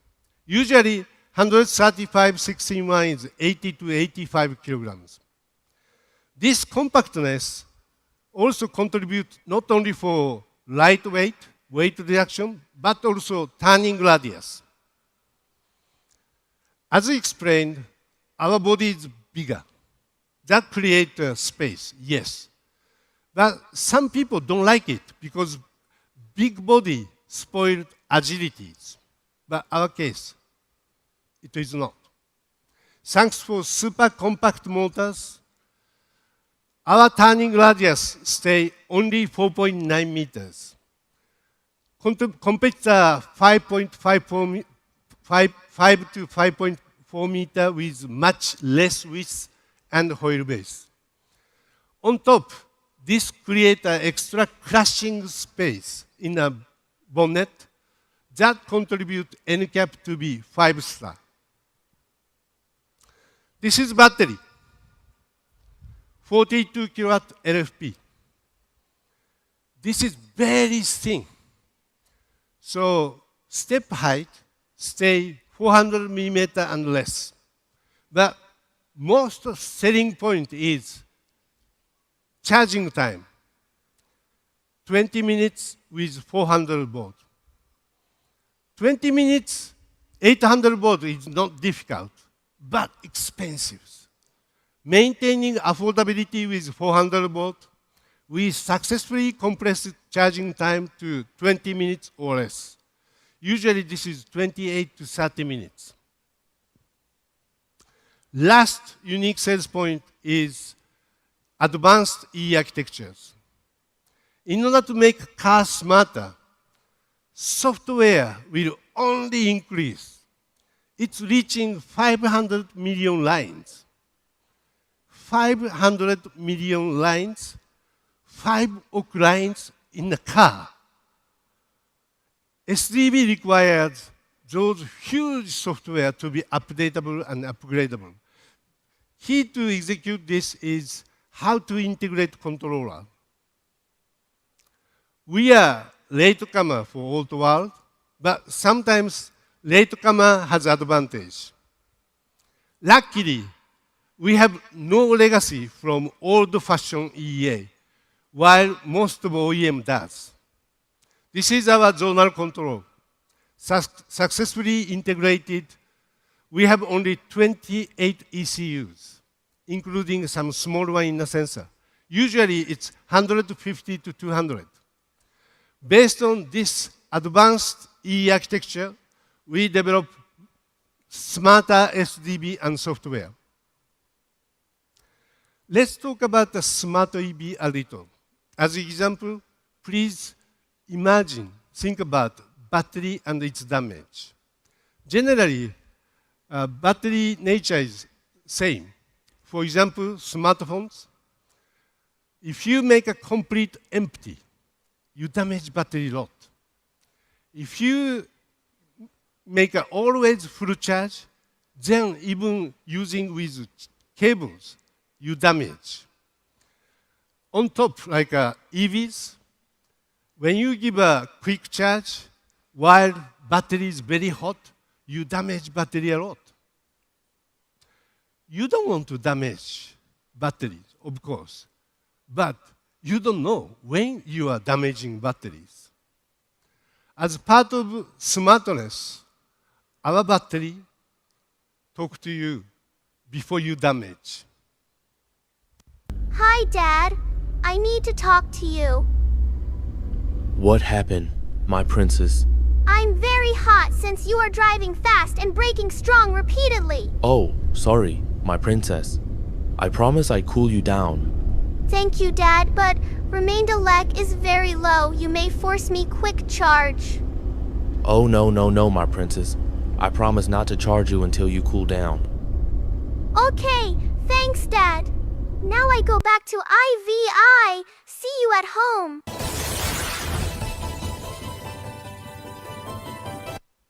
Of course, this baby girl is avatar of battery. You can select either sexy ladies or suspense voice like, hey, you are damaging me, something like that. But, battery damage is money because that spoils your car's resale values. Our car talk to you before you lose money. That's smart battery management system we are developing. Besides this, we have a smart thermal control, smartphone ecosystems, and many. We don't install unnecessary connectivity or SDB unless you feel it's convenient. Everything are only for user benefit. We are going to communicate these smart technology to outside through MIH after obtaining visibility of our patent. We take patent not to dominate this technology, but prevent someone to dominate technologies. We believe these smart technology need to be opened, accelerate EV sales globally. So that's our Model A, reference design for CDMS customer, spacious, simple design for long lastings, and high performance and advanced EEA with smart software. We have been receiving many requests from our potential CDMS customer to use these for taxis, logistics, and personal use. We would like to hear from you today and tomorrow. Please give us your voice, advice, request to make this car better. 谢谢大家. Thank you, thank you, thank you. I have one more good news today. Last year, we invited ZF Foxconn chassis module as our new family. Egdolf spoke his new growth plan, if you remember. This year, we invite MFTBC, Mitsubishi Fuso Bus and Truck Company, as our new business partner. We released an announcement in August that we agreed MOU to work together for EV bus in Japan, and it's moving as expected. Today, representing MFTBC, Koura-san is on stage. Koura-san, come on stage. 扶手是日本最大的坐货车，也做 bus. Welcome. See you again. Thank you very much. Koura-san is the head of bus business of MFTBC and my important business partner. Koura-san, can you brief about your company and your vision of EV bus? Stage is yours. Thank you, Seki-san. Of course, it's my pleasure to talk about my companies. Yeah. Hello, everyone. Hello, ladies and gentlemen.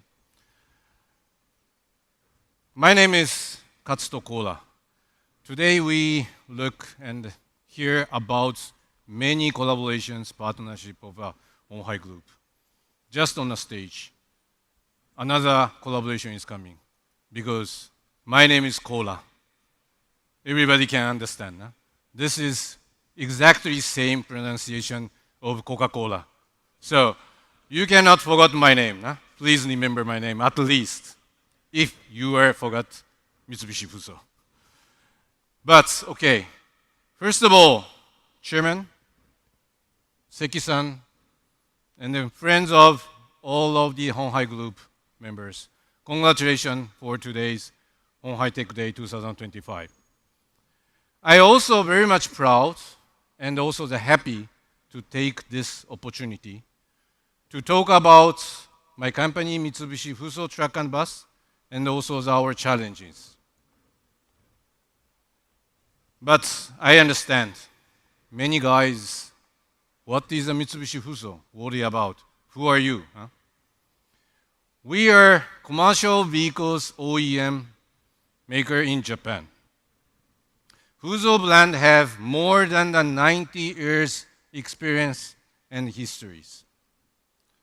And we are proud of Fuso, not only in Japan, but very much international, globally.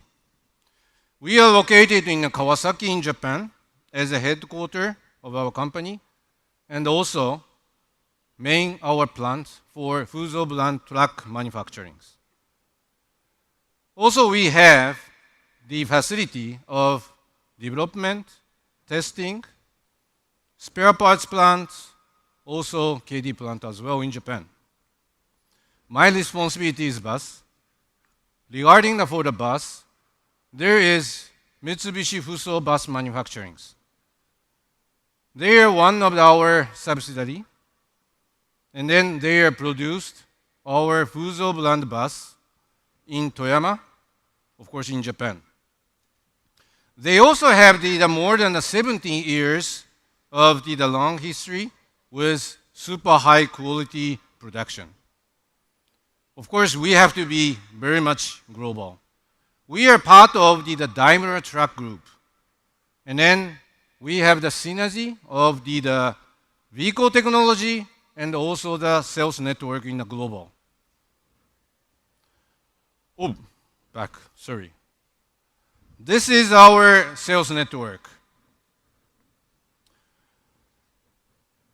We are Mitsubishi Fuso have around 250 outlets in Japan, and also more than 2,500 outlets through more than 170 markets. We are covering not only Japan from the north to south, but also that we are covering very much globally widely. This is our strength, really. We have strong sales network. We have strong after-sales network. We are communicating with customer. We are doing the B2C business, by the way. So we are communicating with customers daily and also deeply. And also, we are taking care whole life of customer's vehicle. This means we are taking care customer's business itself. Anytime, customer centricity.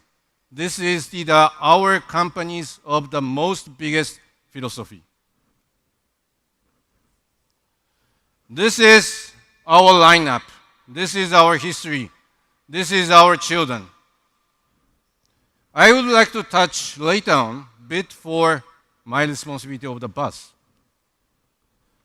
But before going to that, I have to bit short introduce our history and also the innovation. Fuso itself is started from bus in 1932. Today, we are already implemented very much stylish bus, coach bus, but started this long history. So Fuso is bus. And also our product have very much safety features. Why? So much for we are sensitive for safety futures innovations. Because this is one of the key for the customers, especially for the bus customers. Because bus is carrying the people. Everyone expected to move safely to their destinations. But this expectation is nothing special, very normal, but must be secured.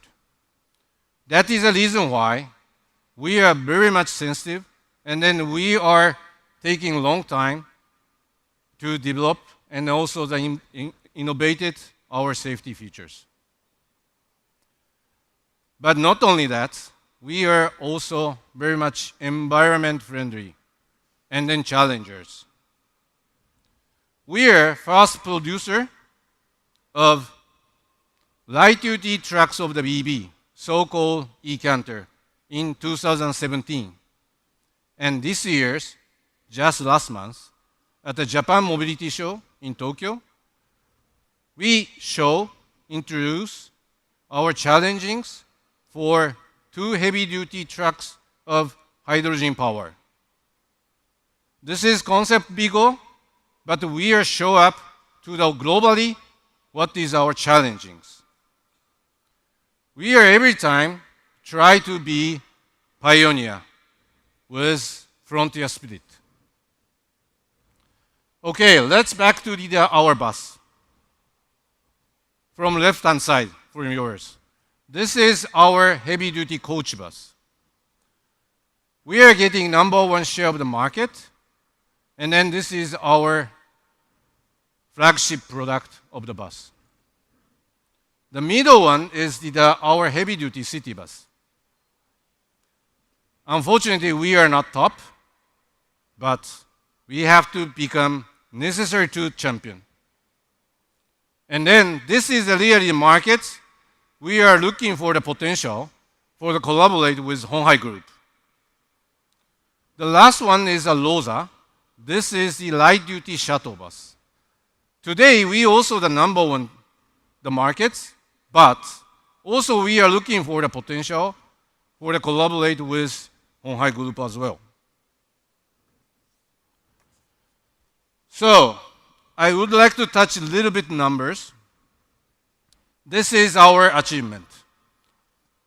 We are very much in a growth, especially after the COVID-19.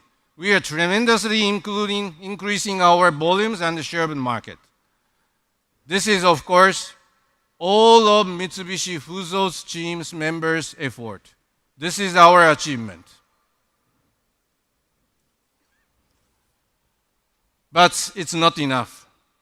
If we are looking for environment, the expectation about the carbon neutral is the growing, both in Japan and worldwide. And bus, if I'm talking about the bus business, I cannot talk not only the numbers, because we are very much supporting the society. And it is necessary to get acceptance and also the trust from the society as a brand. But on the other hand, we are doing the business. That is also true. So we have to be more strong. We are still very much hungry. That is the reason why we are very much looking forward to do collaboration with Honhai Group.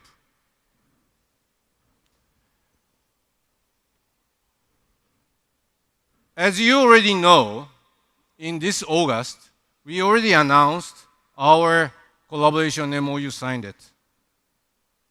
I believe Fuso and Honhai's collaboration is leading the expansion of the market of the ZEV. Again, please remember what I said of the strengths of the Fuso. We have a history. We have experience of the bus business. We have the capability of development, production, sales, after sales. We know market, we know customers. What is the strength of the Honghai Group? Yes, you already know today. Honghai have the technology, tremendous network globally in our areas, a lot. So I believe that is the reason why I'm believing that both companies' collaboration itself is both are becoming the stronger and we are leading the market much better. So these two models you already know very well. We are trying to collaborate for this model and then expand the market. That is our mission, and then this is our exciting. At the end, I would like to say cheers, kanpai for both companies' succession for the futures. Thank you very much for your attention, and 谢谢、どうもありがとうございました。Thank you. Thank you, Kono-san. Not so much word necessary. We just need execution. In near future, you see Model T, Model U in Japan. We do. Thank you very much.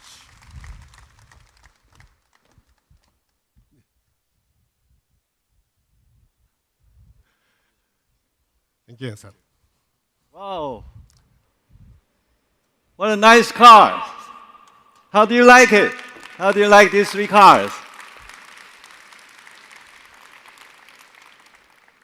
After we develop our own Model C and Model B,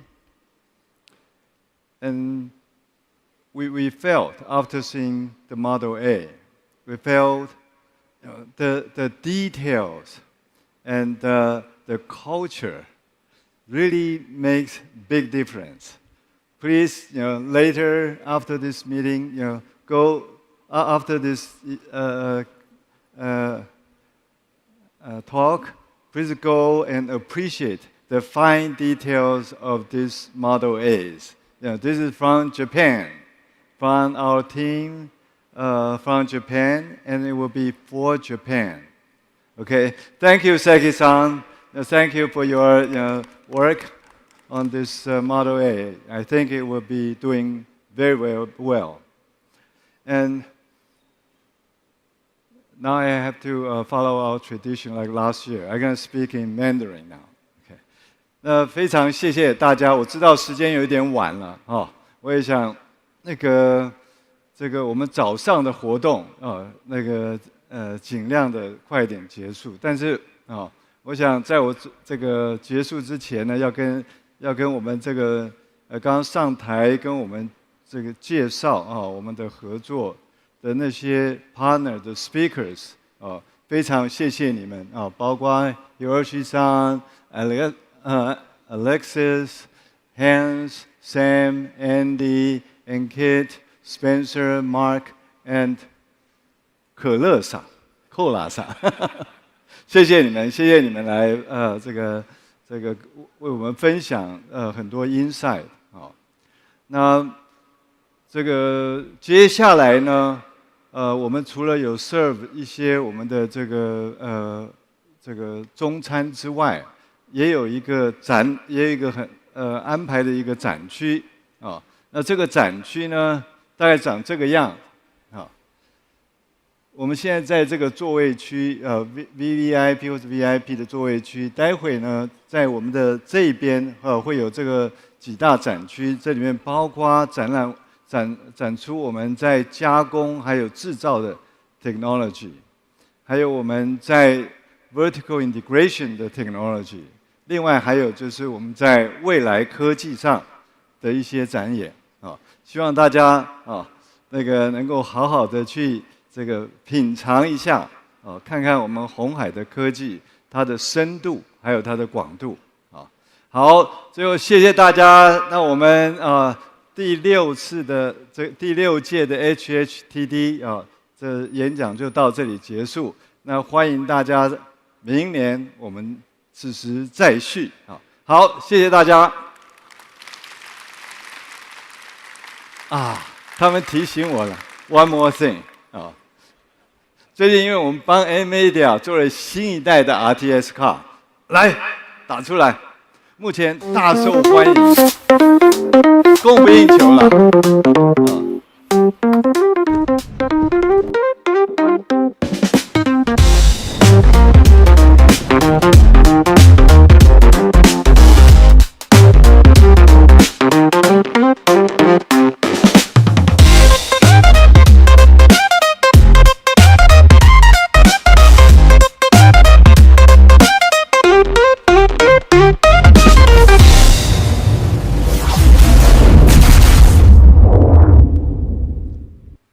好，这个 RTX 的显卡，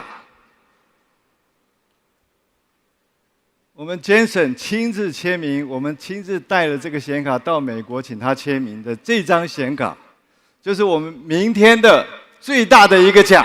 欢迎你们，欢迎你们的朋友来参加。